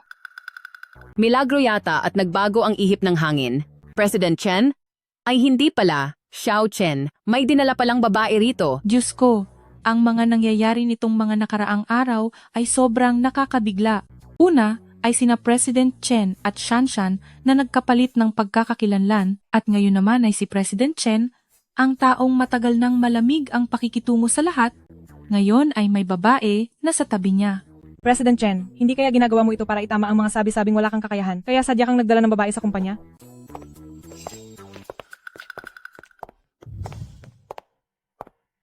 Lahat kayo, makinig muna kayo. Siya ang mapapangasawa ko, si Li Xiaoshu. Kamusta sa inyong lahat? Ate, kamusta ka rin? Nagkita tayong muli. Pasensya na, pupunta lang muna ako sa banyo. Kapag nakakakita ako ng mga nakakasuyang tao, naduduwal ako. Ikaw.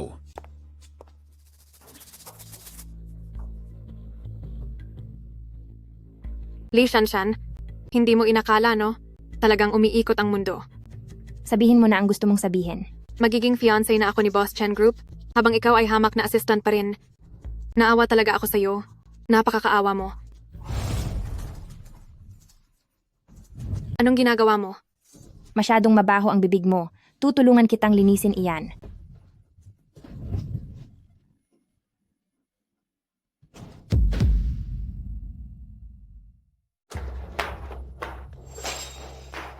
Xiaoshu, hindi ba't nagpunta ka lang sa banyo? Bakit parang kakalangoy mo lang? Oo nga, Xiaoshu. Bakit ganyan ang hitsura mo? Hindi ko rin po alam kung bakit. Grabe ang galit ni Shanshan sa akin. Gusto ko lang naman sana siyang batiin, pero bigla siyang nagwala at isinubsob ang ulo ko sa lababo. Talagang gusto niya akong tapusin. Shanshan, totoo ba ang mga sinasabi niya? Oo, bakit? May problema ba? Li Shanshan, sa pagkakaalam ko, hindi ka naman ganyang tao. Bakit mo kailangang apihin ang mahinang babaeng gaya ni Xiaoshu? Mahinang babae? Tingin ko bagay nga sa kanya ang tawag na iyan. Bukod sa pagiging mahina, napakamura pa ng bibig niya. Hindi ba normal lang na tulungan ko siyang maglinis? Ate, ano ba ang nagawa kong mali? Bakit mo ako kailangang parusahan ng ganito? Dahil ba naiinggit ka na mas maayos ang buhay ko kaysa sa iyo? Shanshan, bakit napakaliit ng puso mo? Sabi ni Xiaoshu, ay magkapatid kayo? Pero bakit kinakalaban mo ang sarili mong kapatid? Li Shanshan, hindi ko akalain na ganito ka pala kasama. Pati sariling kapatid mo ay kaya mong saktan? Wala ka ba talagang puso? Palagay ko matagal na rin siyang inaapi ng babaeng iyan. Nagkamali ako ng tingin sa'yo na nakipagkaibigan pa ako sa taong tulad mo, Li Shanshan. Naengkito ako sa'yo? Gumagawa ka na naman ng eksena. Sasabihin ko sa'yo, mas maiinggit pa ako sa aso kaysa mainggit sa iyo. Li Xiaoshu. Kuya Yi. Kuya Yi. Xiaoshu, anong nangyari sa iyo? Basang-basa ang buhok mo. Kuya Yi, hindi ko alam kung saan ako nagkamali kay ate. Isinuob niya ang ulo ko sa sink. Parang gusto niya akong tapusin. Li Shanshan, ano ba talagang balak mong gawin? Kung may problema ka, sa akin mo na lang ibuhos. Bakit mo idinadamay si Xiaoshu? Hay, mapanghusga ka masyado. Pinaniniwalaan mo agad ang panig niya. Bakit hindi mo muna itanong sa akin? At ang bilis mong magdesisyon na gusto ko siyang saktan. Sige, magsalita ka. Ang mga sinabi ni Li Xiaoshu, totoo ba? Oo, totoo ang sinabi niya. Isinuob ko talaga siya sa lababo. Ikaw, sobra na ang pagkarogante mo. Ano ba talagang gusto mong mangyari? Hinahayaan lang kitang apihin si Xiaoshu dati. Pero ngayon, halos mapahamak na siya dahil sa'yo. Hindi ko maintindihan. Ano ba talaga ang pakay mo? Siguro dahil si ate ay matagal nang mahilig makipagkumpetensya. Nakita niya na magpapakasal na ako sa iyo. Magpapakasal na ako sa CEO ng Chen Group, habang siya naman ay isa lang hamak na assistant, kaya sumasama ang loob niya at nagtatanim siya ng galit sa akin. Xiaoshu, sa totoo lang, ako. Kuya Yi, hindi mo na kailangan pang magpaliwanag. Hindi ko naman sisisihin si ate dahil alam ko namang Li Xiaoshu, mukhang nagkakamali ka. Sa ngayon, ako ang CEO ng Chen Group. At siya na si Chen Yi, ang siya mismong assistant ko. At siya na si Chen Yi, ay ang assistant ko. Anong sabi mo? Bakit? Hindi ba masaya ka lang kanina? Bakit ngayon hindi ka na makatawa? Kuya Yi, anong ibig niyang sabihin? Kung ano ang narinig mo, iyon na iyon. Si Li Shanshan, ang CEO ng Chen Group. Ako naman ay isang ordinaryong empleyado lamang. Kalokohan, paano mangyayari iyon? Paano naging CEO si Li Shanshan ng Chen Group? Kahit na ikaw pang CEO ng Chen Shi, ano naman? Sa ginawa mong ito, hindi ba dapat ay humingi ka ng tawad kay Xiaoshu? Inuutos ko na humarap ka kay Xiaoshu at yumuko para mag-sorry. Ikaw.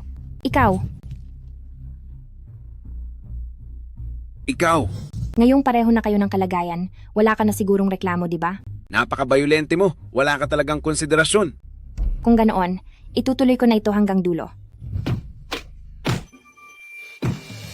Tumigil ka na. Anong sabi mo? Hindi kita marinig. Kaliwang hook, kanang hook. Ah. Ang galing. Ang galing ng ginawa mo, Shanshan. Janjan. Janzen. Mahusay ang pagkakasampal, napakahusay. Turuan niyo ng leksyon ang batang ito nang malaman niya kung gaano siya kabulag sa katotohanan. Ma, anong ginagawa mo rito? Bakit po kayo pumunta rito? Anong ginagawa ko rito? Narito ako para turuan ka ng leksyon, pati na rin ang babaeng ito. Ikaw yung dinala ni Li Shanshan sa loob ng villa. Paanong ikaw ang naging mama ni Kuya Yi? Ano naman kung ako nga, may karapatan ka bang kwestiyonin ako?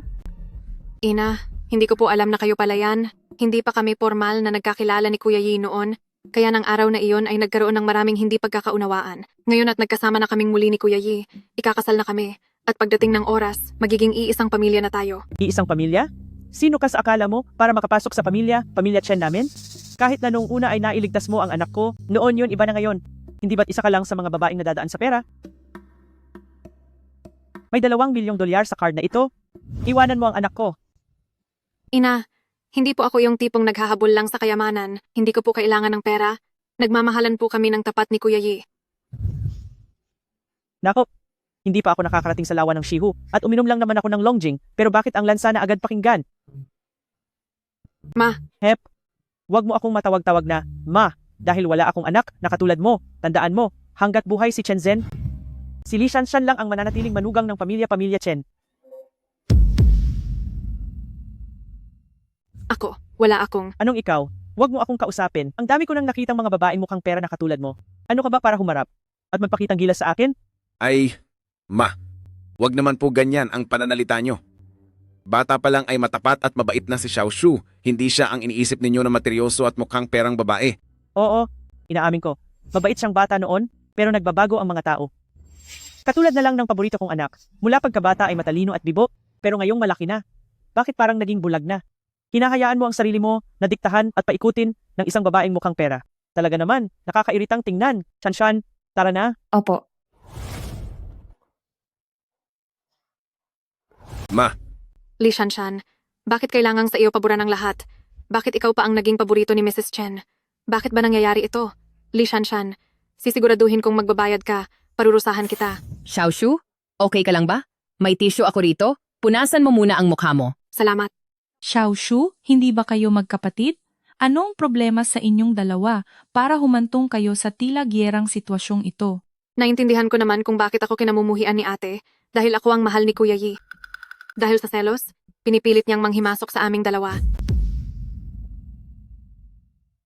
Ano? Sa totoo lang, hindi ko gustong ibunyag sa lahat ang bagay na ito, pero gusto ng ate ko na masira ang aking reputasyon, kaya wala akong pagpipilian, kundi sabihin ang totoo para mabigyan ang sarili ko ng hustisya. Ito ay, ibig bang sabihin ay may iba pang kuwento sa likod nito? Xiaoshu, Huwag kang matakot. Sabihin mo na sa amin ang lahat ng alam mo. Marami tayo rito. Paniguradong tutulungan ka naming linisin ang iyong pangalan. Oo nga, kahit na si Li Shanshan ay katrabaho namin, hindi namin siya kukonsintihin. Kung mayroon man siyang ginawang hindi maganda sa iyo, dapat mo itong sabihin ng malakas. Tutulungan ka naming lahat. Mismo. Salamat sa inyong lahat. Maraming salamat sa inyo. Sige, sasabihin ko na. Kahit na magkapatid kami ni Li Shanshan, pero bata pa lang, hilig na niyang agawin ang mga bagay na gusto ko. Noong bata pa kami ay mga laruan, pero ngayong malaki na kami, maging ang lalaking mahal ko ay inaagaw niya. Ano? May ganoon pa lang nangyari. Matagal na kaming magkakilala ni Kuya Yi simula pa noong bata pa kami, at hanggang ngayon ay mahal na mahal namin ang isa't isa. Dahil sa inggit ng ate ko, pinilit niyang sumingit sa pagitan namin. Sinuhulan niya ang nanay ni Kuya Yi, at inudyukan siyang sirain ang aming relasyon, pinaghiwalay kami, para siya ang pumalit sa akin. Ano? Talagang hindi mo mahuhulaan ang nasa loob ng isang tao? Ang tagal nating nakasama si Li Shanshan, hindi ko inakalang ganoon pala siyang klase ng tao. Totoo iyan. Dinala rito ni President Chen si Xiaoshu ngayong araw sa kumpanya at inanunsyo na si Xiaoshu ay ang kanyang mapapangasawa. Kitang-kita kanina na si President Chen ay panig kay Xiaoshu pero ginulo lang ito ni Mrs. Chen. Mabuti pang manira ng 10 templo kaysa manira ng isang kasalan. Ang ginawang ito ni Li Shanshan ay talagang walang hiya. Gaano man niya kagusto si President Chen, hindi siya dapat gumamit ng maraming paraan para makuha ito.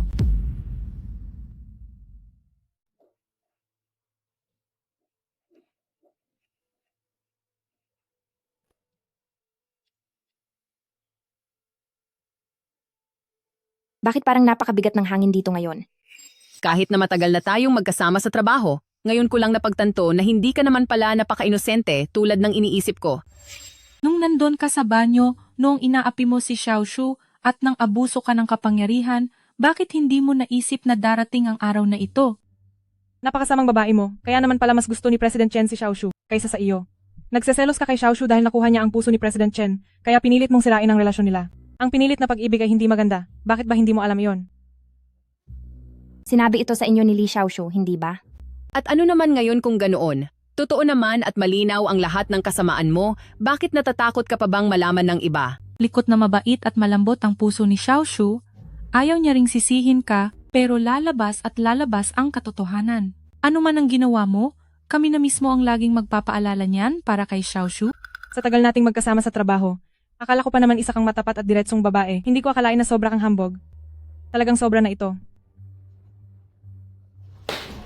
Ano man ang sinabi sa inyo ni Li Xiaoshu, dahil nagawa niyang makuha ang panig ninyo gamit lang ang kaniyang sariling kwento, hindi na lang ako magsasalita kundi magpapakita ng ebidensya. Mamayang hapon, magsasagawa ako ng isang pulong para linawin ang lahat ng chismis. Dapat lahat kayo ay nandoon.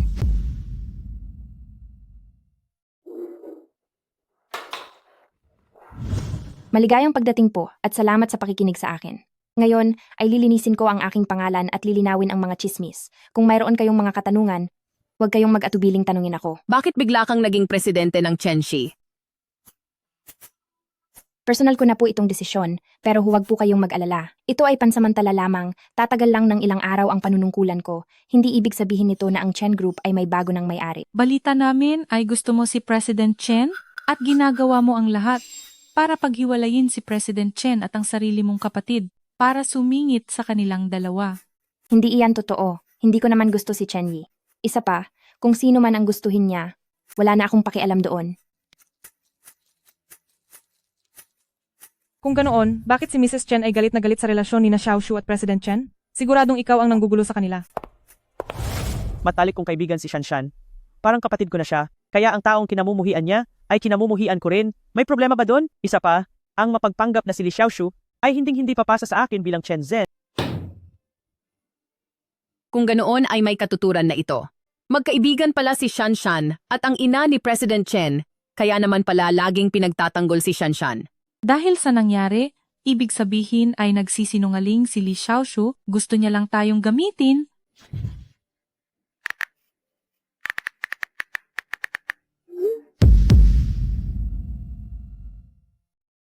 Walang hiya kang babae.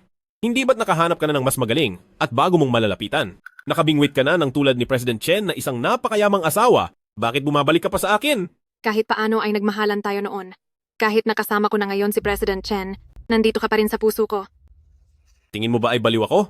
Sa tingin ko ay hindi ka lang matanggap ng tunay na nanay ni President Chen, kaya wala ka ng pag-asang yumaman doon. At dahil nakita mo kung gaano na ako kasikat at kayaman ngayon, kaya nais mo na namang bumalik sa akin, ganoon ba? Cheng, hindi mo ba talaga ako kilala? Mahal talaga kita ng totoo. Kasi kung hindi, bakit noong panahong kayo pa ni Li Shanshan ang magkasama, ginawa ko ang lahat ng walang pag-aalinlangan makasama ka lang? Hindi ka ba naniniwala sa akin? Totoo? May halaga ba ang katotohanan ng sinasabi mo? Nagkataon lang na suwerte ako ngayon at nakakuha ako ng napakalaking pondo. Bagamat hindi pa ito kasing tanyag ng sa taong katulad ni Chen Yi, ngunit kahit paano ay isa na rin akong malaking boss ngayon. Tingin mo ba? Magugustuhan ko pa ang isang hamak na babaeng tulad mo? Ayaw mo ba talagang lampasan at pabagsakin si Chen Yi? At ayaw mo bang mas lalo pang tumaas? Matutulungan kita. Tulungan? Anong pambayad mo para tulungan ako? May pera ka ba? Ano man ang mangyari, ako pa rin para kay Chen Yi ang siyang nagligtas sa kaniyang buhay. Mayroon siyang buong tiwala sa akin, kaya kung gusto mong kunin ang Chen Group, maaari tayong magtulungan.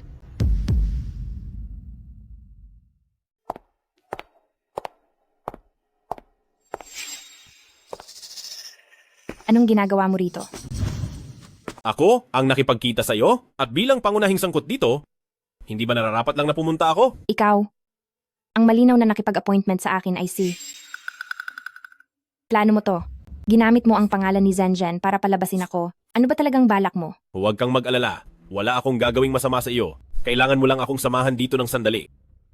Hi, Li Shanshan. Hindi ka ba talaga nagtataka kung paano ako nagtagumpay at naging vice-presidente ng Dashing Group? Siguradong puro pandaraya lang at maruruming paraan ang ginamit mo. Ano pa bang alam mong gawin maliban doon? Isa kang talunang sanay sa lahat ng uri ng bisyo.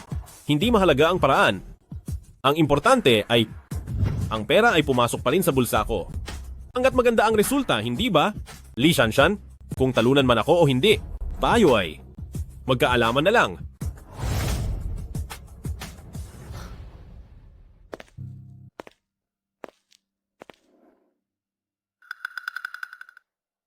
Ano ito? Kuya Yi, ang kapatid ko at ang dati niyang boyfriend na si Xiao Cheng ay nagsasabwatan. Nang maparaan ako kahapon, nakita ko silang dalawa na may pinaplano. Ang kapatid ko, ibinenta niya ang kumpanya natin. Ano na ang gagawin natin? Hindi niya magagawa iyan. Imposible. Ayaw ko ring paghinalaan si Sister Shanshan, pero malinaw na ang mga ebidensya. Kailangan ko siyang tanungin mismo.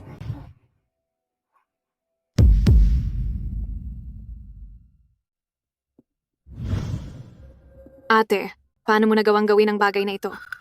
Anong kaguluhan na naman ba ang sinusubukan mong simulan? Alam kong galit ka sa akin, pero hindi mo dapat ipagkanulo ang kumpanya para lang balikan ang dati mong nobyo? Kapag ipinagpatuloy mo pa ang paggawa ng gulo rito ng walang dahilan, ipapakuha kita sa mga guwardiya para itapon sa labas. Layas. Nandito na ang mga ebidensya at testigo. Ano pa ba ang idadahilan mo? Ang tao sa litratong ito, hindi ba ikaw ito? Ate, alam kong maayos ang relasyon niyo ng bayaw ko. Siguradong nagkabati na kayo. Pero kahit gaano pa kayo kalapit, hindi mo dapat traderin ang kumpanya. Nagkabalikan na kayo? Bakit? Kahit pa magkabalikan kami, anong paki mo? Isa pa, hindi ako ang tipo ng tao na walang profesionalismo o dignidad. Kung paano nagkaroon ng litratong iyan, mas alam mo iyon kaysa sa akin. Huwag kang gumawa ng kwento rito. Umayos ka. Binabalaan kita, hindi kita sasantuhin. Sinaktan mo ako? Talagang sinaktan mo ako. Xiao Shu.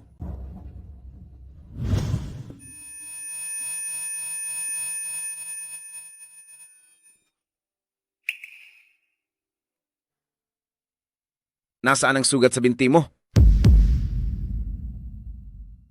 Sugat? Anong sugat?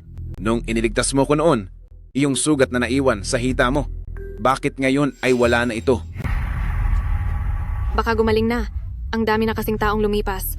Noong panahong iyon, itinulak ka nila sa lupa at may matatalas na bato ang humiwa sa hita mo. Sa tindi ng sugat na iyon, paano mangyayaring walang pilat?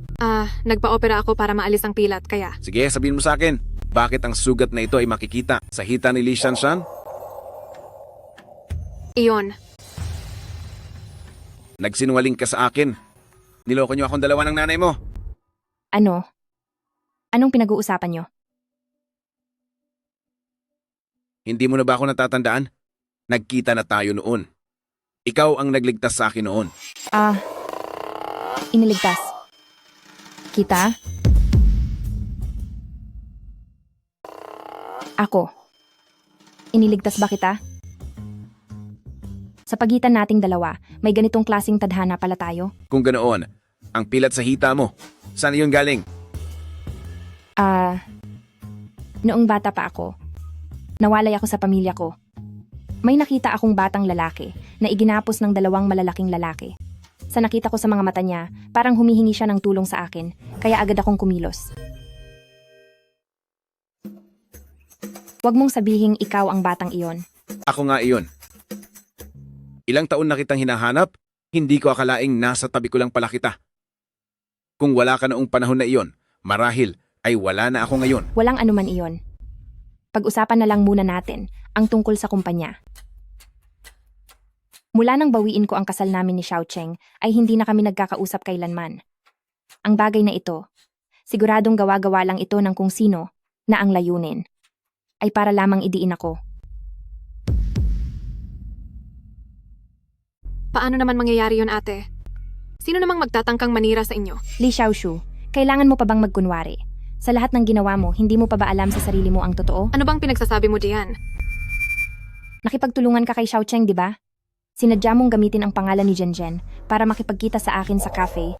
Pagkatapos ay nagtago ka sa dilim para kunan ng larawan kami ni Xiao Cheng habang magkasama at ginamit mo ang litratong yon para sabihing trinaydor ko ang kumpanya. Hindi ba ganoon lang yon? Anong ebidensya mo na ako nga ang sumisira sa iyo?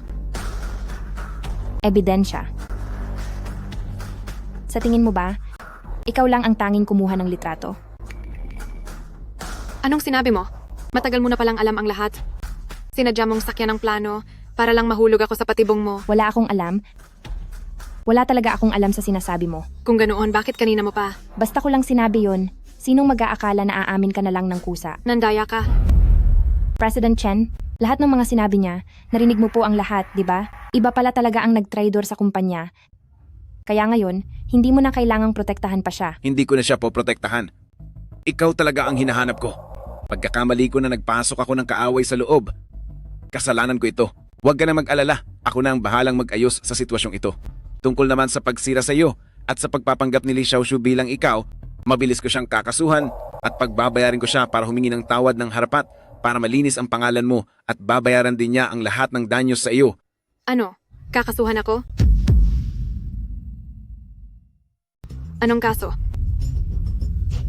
Patawad, ate. Nabulag lang ako, patawarin mo po ako. Hanggang ngayon ba ay magpapakitang tao ka pa rin? Ang nangyayaring ito ay malinaw na sarili mong kagagawan. Wala akong pakialam sa iyo. President Chen, gawin mo ang tama. Kung ano ang dapat na parusa ay iyon ang ibigay sa kanya. Sige, aasikasuhin ko ito agad. Ididirekta agad sa korte. Sandali. Ate, pamilya tayo, magkapatid tayo, hindi mo naman siguro kayang gawin ito sa akin. Nakapagtataka naman, malinaw naman na hindi naman tayo tunay na magkapatid. Anong pamilya ang sinasabi mo? Tungkol naman sa ating ugnayan, isa itong malaking kalokohan. Noong sumama ka sa mapapangasawa ko, naisip mo ba na magkapatid tayo? Ate, pasensya na. Pakiusap. Bigyan mo ako ng pagkakataong magbago. Hinding-hindi na kita parurusahan at hindi na kita tatapusin kailanman. Siyempre naman. Talaga po ba? Ate, ikaw ang pinakamabait na ate. Kaya lang, kahit patawarin kita, ay walang saysay iyon. Dahil ang isang tao ay ang siyang biktima ng panloloko at paggamit mo, si President Chen. Kung ano ang parusa niya sa iyo, ay wala akong magagawa. Dahil wala naman akong boses sa kanya.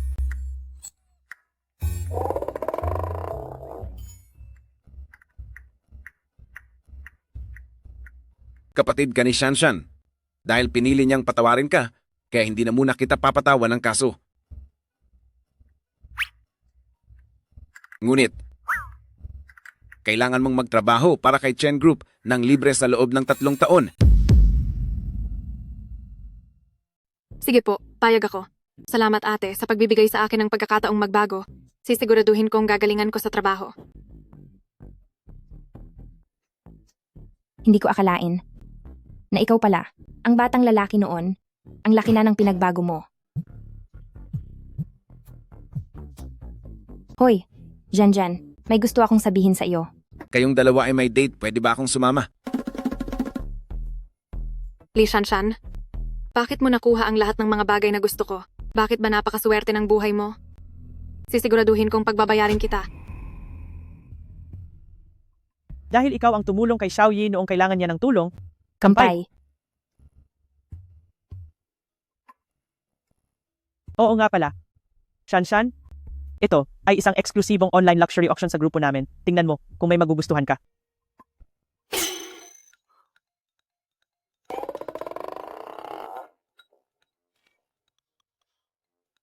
Hindi, wag na. Masyadong mamahalin ang mga ito. Puro alahas naman ang mga ito.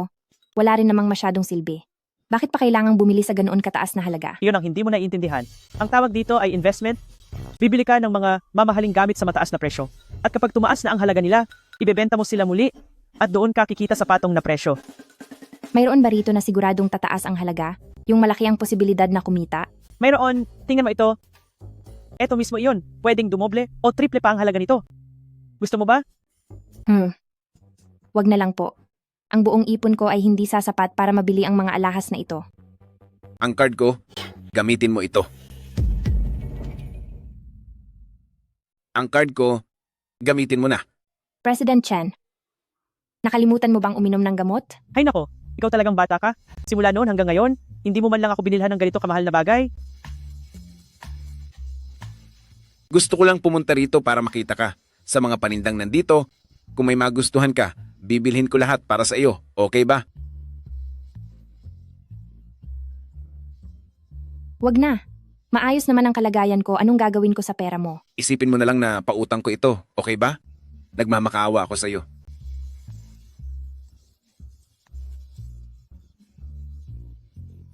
Kailangan ko nga ng pera. Ganito na lang, kapag naibenta ko na ito sa mataas na halaga, ibabalik ko rin ang pera sa iyo. Dahil ikaw naman ang nakiusap na pahiramin ako ng pera, siguradong bibigyan kita ng mukha. Sige, usapan na iyan. Opo. Sino ba yan? Pumunta ka doon at bilhin mo iyon sa subasta para kay Shanshan. Sige po, President Chen.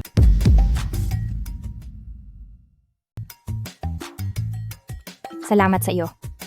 Ako, babayaran din kita ng pera. Kailangan mo ang pera? May nangyari ba? Wala namang seryoso. Personal na bagay lang ito na hindi ko kayang sabihin. Wala na ako sa mundong ito. Paano ko ba ito sasabihin? Dahil hindi mo ito kayang sabihin, hindi na ako magtatanong. Kung sakaling mayroon kang kailangang tulong, maaari kang pumunta sa akin anumang oras. President Chen, narito na po ang kailangan nyo. Heto.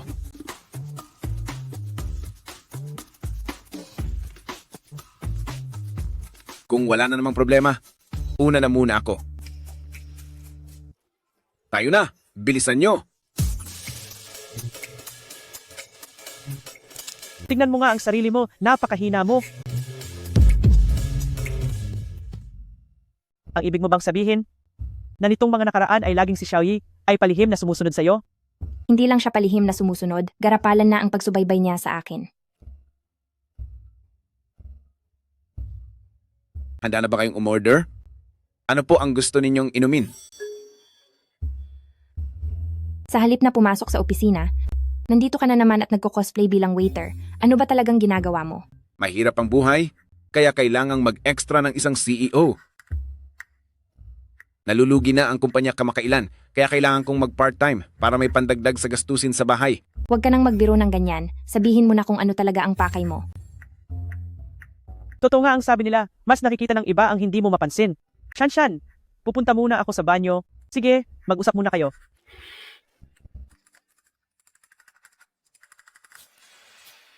May gagawin ka ba mamayang gabi? Bakit? May kailangan ka ba? Ano kasi, tungkol doon sa alahas na ipinapabenta mo sa akin noong nakaraan, nakahanap na ako ng tamang buyer para doon. Talaga? Magkano ang gustong ibayad ng buyer?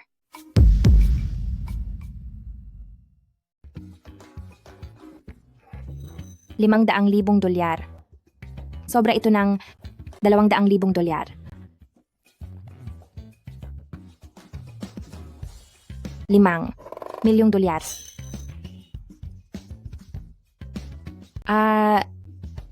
Sobra ito ng 10-10, mahigit 10 beses. Hindi kaya ang mamimili ay nababaliw na. Hindi siya baliw. Ito ay dahil ang alahas na ito ay talagang maganda at kailangan niya rin ito agad, kaya binili niya ito sa mataas na halaga. Bakit naman kailangan niya iyon? Para ibigay sa isang tao.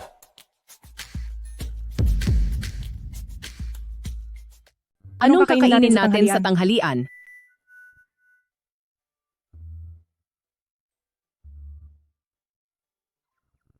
Nakapagtataka talaga. Ano kayang nakain? Nitong si President Chen at napunta siya rito? Bakit? Ilang beses na ba pabalik-balik ang si President Chen dito? 7 o 8 beses. Malakas ba ang hangin ngayon? Napapansin ko kay President Chen nitong mga nakaraang araw, na palagi siyang ganyan, parang hindi siya masaya. Baka naman naghiwalay na sila ni Xiaoshu, kaya pumupunta siya sa departamento natin para lang magpapansin? Oo, iyon lang ang posibleng dahilan.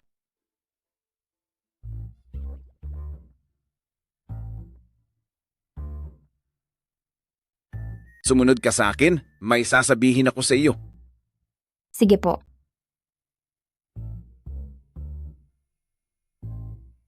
Tara na.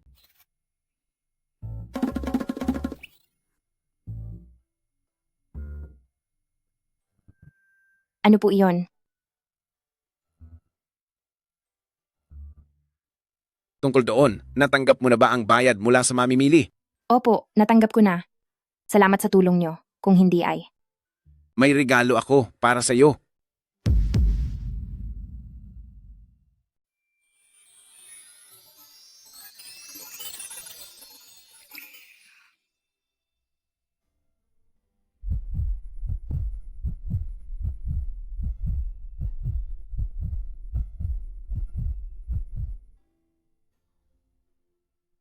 Napakaganda talaga.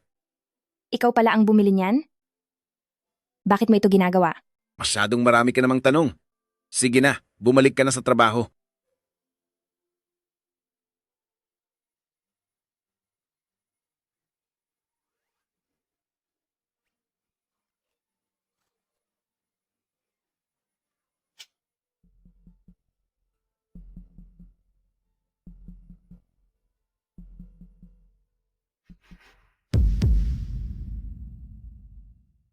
Magsalita ka?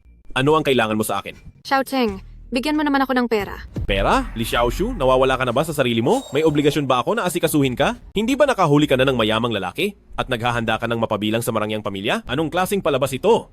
Bakit? Masama bang humingi ng konting pera? Sa mga susunod na araw, tutulungan kita na makuha ang Chen Group. Dahil mas malapit ako, kasalukuyan na akong nagtatrabaho sa Chenxi. Natatakot ka pa ba na hindi makuha ang gusto mo? Sige, magkano ang kailangan mo? $2 milyong. Tutulungan kitang makuha ang pinakabagong impormasyon ng Chenxi. $2 milyong? Li Xiaoshu, huwag kang sumobra. Akala mo ba ang pera ko ay pinitas lang sa puno? E di nasa sa iyo na iyon, kung sa tingin mo ba ay ang mga sekreto ng Chen Group ang mahalaga o ang $2 milyong na ito.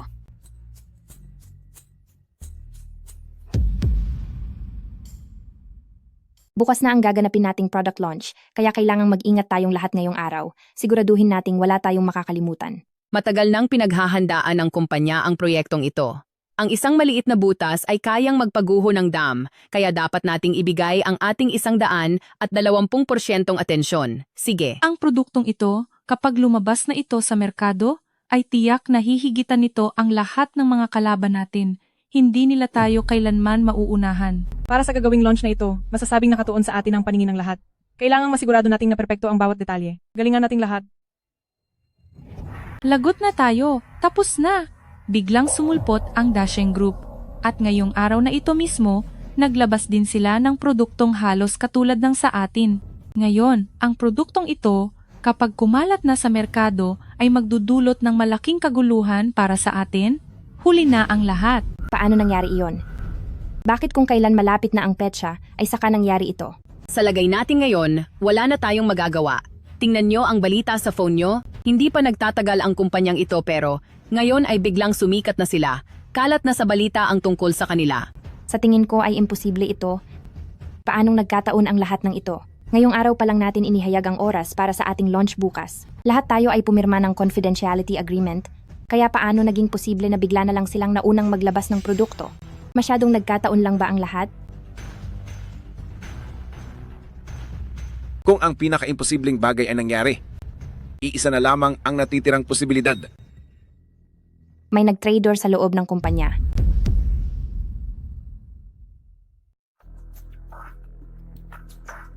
Huwag muna kayong mag-alala. Sumunod lang muna tayo sa plano. At para sa mga natitirang problema, ako na ang gagawa ng paraan. Sobrang bigla ang nangyaring ito. Ngayon ay litong-lito na ang buong kumpanya, gulo-gulo na ang lahat. Kung hindi natin ito maaayos ng mabuti, haharap ang ating kumpanya sa dalawang posibleng mangyari. Una, kailangan nating tanggapin ang pagkatalo. Ang lahat ng ibinuhos nating pera, kagamitan, lakas at tao ay mawawala lang sa wala. At ang isa pa ay, babagsak ng husto ang ating imahe at siguradong makakaapekto ito sa dangal at kredibilidad ng kumpanya. Nararamdaman ko ring may mali. Saan nga ba nagkaroon ng problema? May gustong kumuha ng pagkakataon para pabagsakin ang Chenxi. Ito ay posible lang na ang Dasheng Group. Pero ang Dasheng Group, kung ikukumpara sa Chenxi, ay hindi naman kasing level nito. Bakit kaya nito tinitira ang Chenxi? Nagrehistro ng kumpanya si Xiaocheng kamakailan.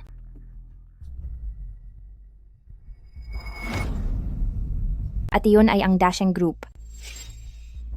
Kung may trader nga sa loob ng kumpanya, posible lang na siya ay... Ha ha ha!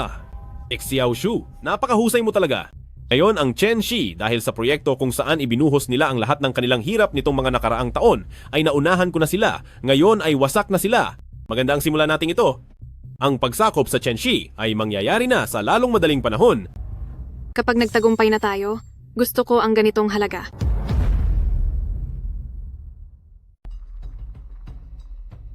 President Chen, ano po ang tingin niyo sa nangyaring ito? Kamakailan lang ay sinubukan ng Dasheng Group na makipag-ugnayan sa atin para sa isang proyekto, pero ang planong ibinigay nila sa atin ay masyado pang hilaw, kaya naman hindi natuloy ang aming pakikipagtulungan sa kanila. Kung ganoon, anong ibig sabihin nito?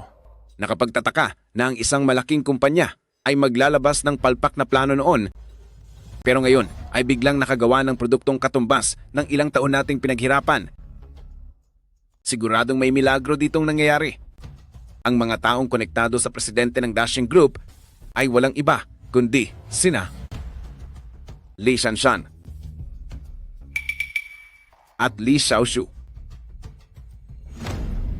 Teka po, President Chen, saan po kayo pupunta? Alam ko na kung ano ang dapat gawin. Manatili lang muna kayo rito sa kumpanya.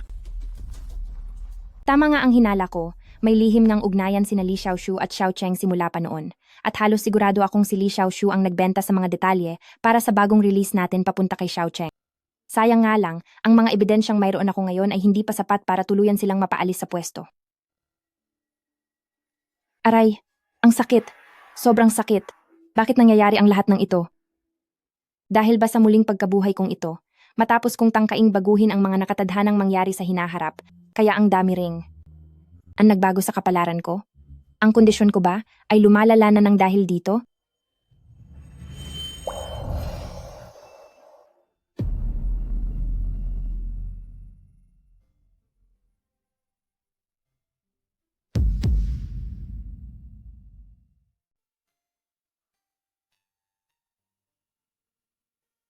Biglang nangyari ang ganito.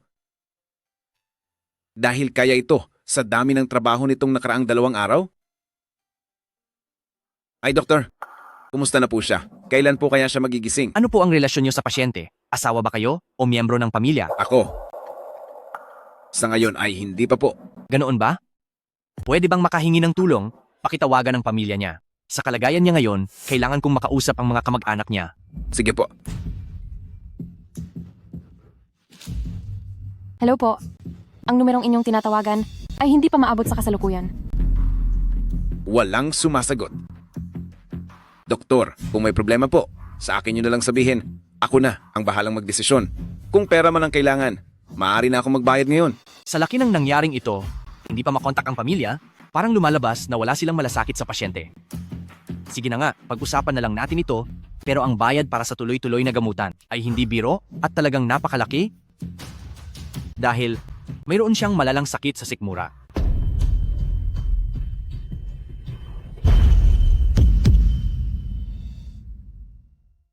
Anong sabi mo? Huwag muna kayong mabigla. Ang tungkol sa sakit niya, masyadong huli na, nang ito ay matuklasan, at ang sitwasyon niya ngayon ay talagang hindi maganda.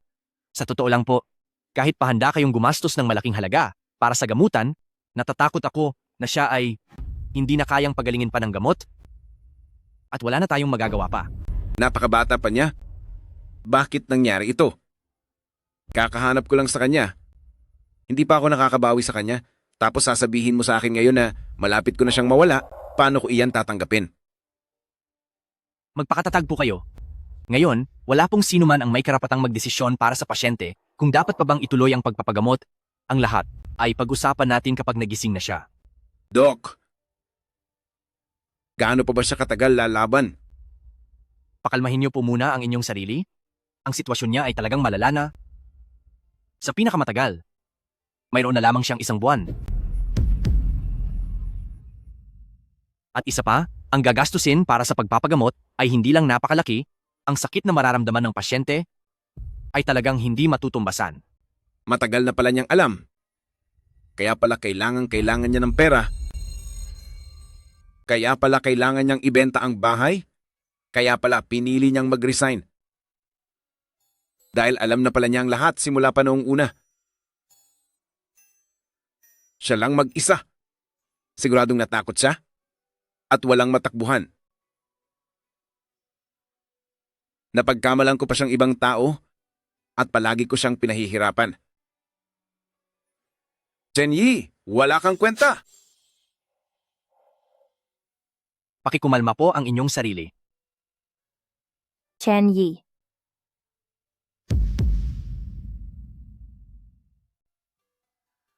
Chen Yi. Hi, salamat at gising na siya. Mabuti naman. Sige po, ihahanda ko muna ang mga kailangang dokumento para sa susunod na operasyon. Gising ka na ba?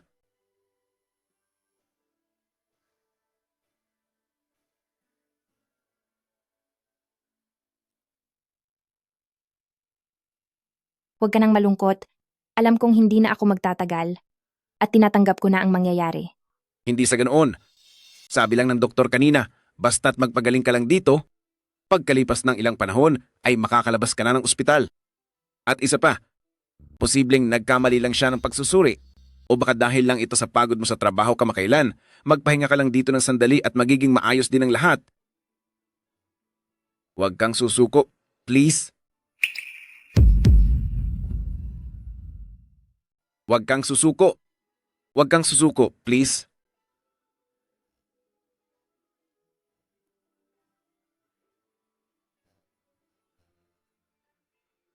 Hindi mo na kailangang malungkot. Matagal na akong may malalang sakit sa tiyan at patuloy naman ang pagpapagamot ko.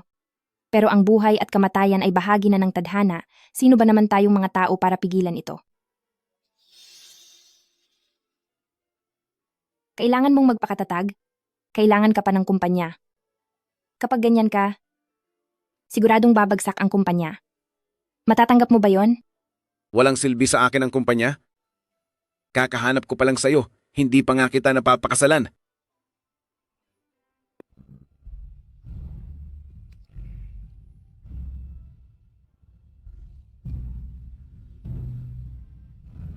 Magpakatatag ka. Huwag ka nang magmatigas. Kanina noong sinundan ko si Li Xiaoshu, nakuha ko ang mga ebidensya laban sa kanila ni Xiao Cheng. Ako, maya-maya ay ibibigay ko sa iyo ang mga ebidensyang ito. Para sa mga susunod na mangyayari, ipapaubaya ko na sa iyo. Shanshan. Shanshan. Doktor. Doktor! Nawalan siya ng malay! Doktor! Anong nangyari? Kumusta na po ang pasyente? Naimatay po siya kanina lang. Pakitingnan naman po siya ng mabilis. Ano po kaya ang nangyayari?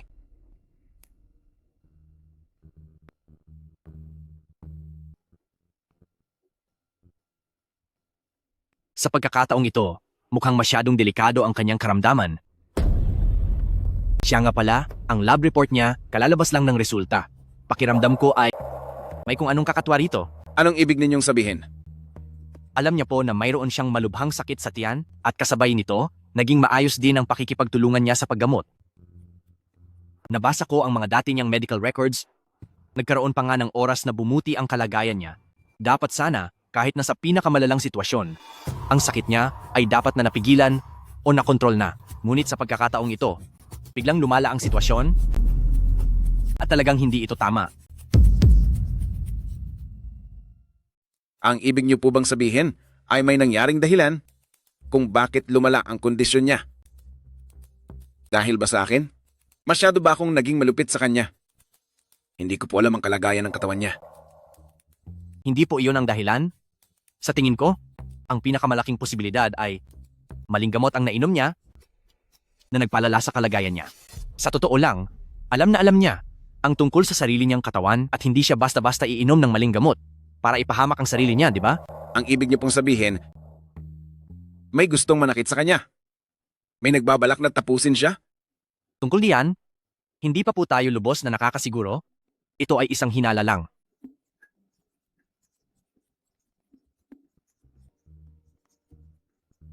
Hello? Itigil mo muna agad ang lahat ng ginagawa mo. Maghanap ka ng mga dalubhasang doktor sa kahit saan. Dapat makarating sila sa ospital bago matapos ang araw na ito. Gagawin ko ang lahat para dugtungan ang buhay ni Shanshan.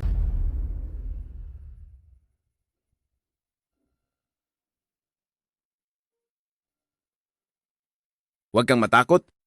Hindi ako aalis. Dito lang ako sa tabi mo para samahan ka. Walang hiyang bata ka. Ano ba ang ginagawa mo? Sino ba ang pinapapakitaan mo niyan? Si Shanshan. Siya.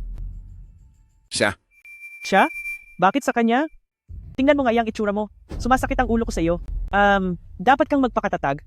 Kailangan ka ng kumpanya ngayon at kailangan ka rin ni Shanshan. Iniisip mo ba na kapag nagtago ka na lang sa shell mo, ay lahat ng mga problema ay basta-basta mo nang matatakasan? Sinasabi ko sa iyo, ito ang responsibilidad mo.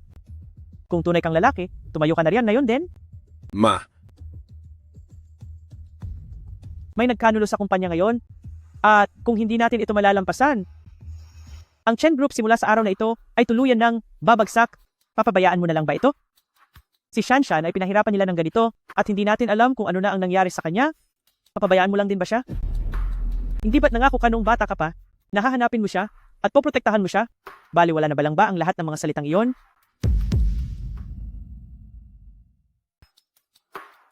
Naintindihan ko na.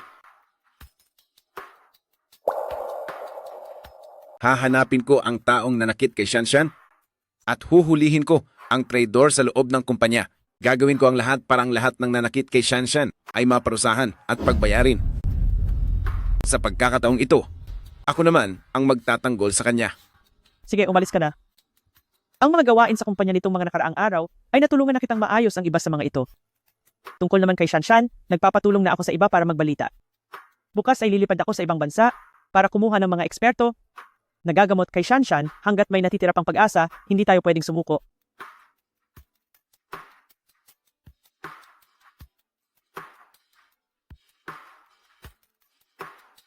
Magpadala kayo ng sasakyan na susundo sa akin. Babalik tayo sa kumpanya.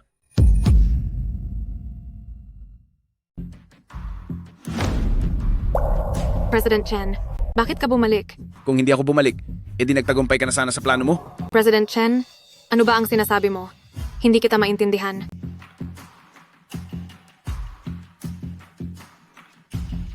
Huwag ka nang magpanggap. Tumawag na ako ng mga pulis.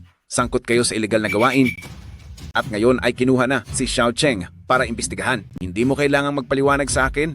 Doon ka magpaliwanag sa mga pulis. Dati, dahil sa iniisip ko na kapatid ka ni Shanshan, paulit-ulit kitang pinagbibigyan. Hindi ko akalaing nagpapasok pala ako ng trader sa bahay ko. Hindi mo lang hinamak si Chenshi, pati na rin si Shanshan. Wala ka talagang utang na loob. Pulis, hindi niyo ako pwedeng kunin. Magkapatid kami ni Shanshan. Isang pamilya kami. Isang pamilya? Ito bang pamilya ang dahilan mo para sa paulit-ulit na pagpapakana laban kay Shanshan? Paano mo nasabing pamilya ka?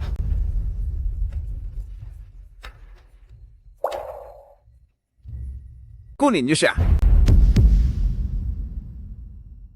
Dakpin siya. Anong gagawin niyo sa akin? Gusto mo ba akong ikulong ng basta-basta?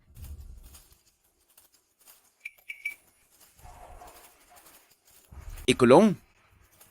Ipaliwanag mo muna kung ano ito. Ito ang nakuha ng halughugin ng mga pulis ang bahay mo. Sa bahay mo, bakit mayroon kang ganitong gamot? Kilala ko ang gamot na iyan. Ito ay isang walang pahintulot na gamot sa cancer. At maraming taon na ang nakakaraan ng mapatunayan na hindi nito kayang magligtas ng buhay, kundi mas pinapalala pa ang lagay ng pasyente, isa itong tunay na nakakalasong gamot. Sa katunayan, dapat matagal nang nasira ang gamot na ito. Bakit nandito ito? Ito, isang malaking pagkakamali ito. Kahit nasa ospital pa si Shanshan, wala akong kinalaman doon. Tungkol sa pagka-ospital ni Shanshan, tila hindi ko pa naman nababanggit iyon sa'yo. Napakapagtataka naman, paano mo na lamang na ospital siya? Bakit? Dahil sa'yo. Si Shanshan ay nasa ospital ngayon at wala siyang malay. Arestado ka dahil sa seryosong krimen. Papanoorin kitang pagbayaran ang lahat ng kasamaan mo. Oo. Ako nga ang nagpahamak sa babaeng iyon. At ano ngayon? Ang presensya niya sa buhay ko ay parang tinik na nakabara sa aking lalamunan. Bakit kahit wala siyang ginagawa, ay nakukuha pa rin niya ang lahat ng inaasam ko? Anong mayroon sa kanya? Galit ako sa kanya. Gusto ko siyang tapusin at pagbayarin ng husto. Dapat siyang mawala ng tuluyan. Bitawan niyo ako.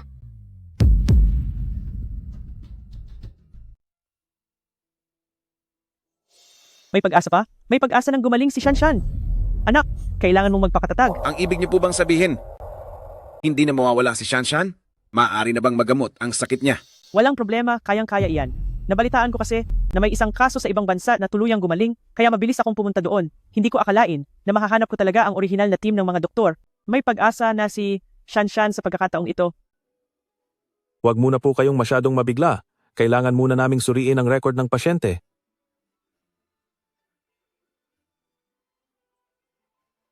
Basta't mapagaling niyo lang si Shanshan, gagawin ko po ang kahit ano.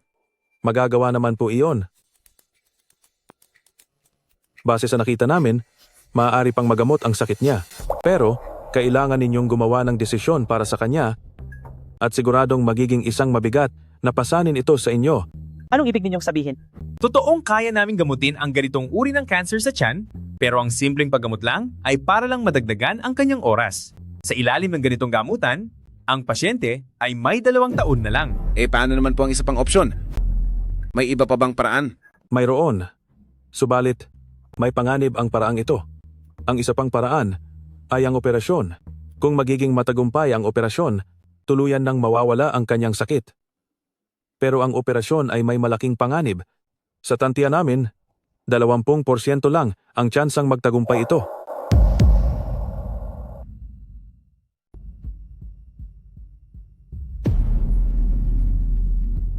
Kapag nabigo tayo. Kapag nabigo tayo, maaaring mawala siya sa gitna ng operasyon. Hindi pwede.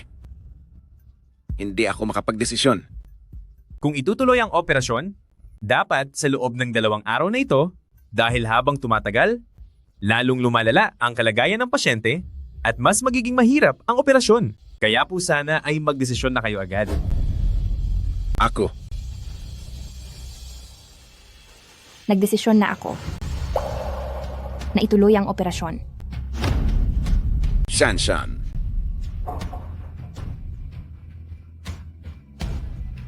Chenyi, gusto ko pang mabuhay. Hanggat may pag-asa, hindi ako susuko. At isa pa, mayroon pa akong sasabihin sa iyo.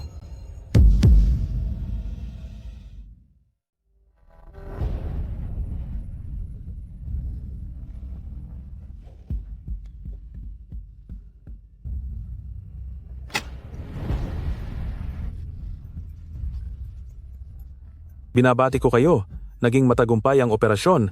Makalipas ang ilang panahon, ay maaari na siyang lumabas ng ospital.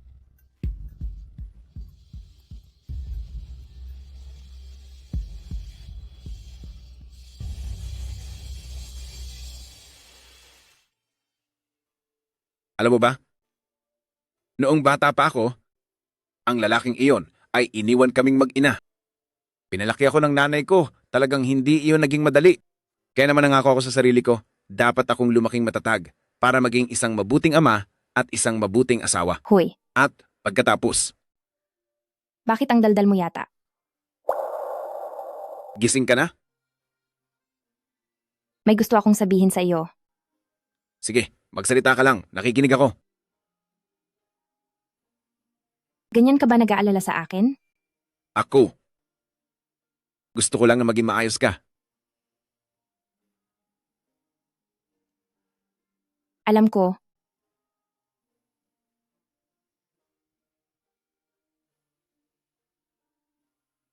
Gusto ko ring makasama ka habang buhay.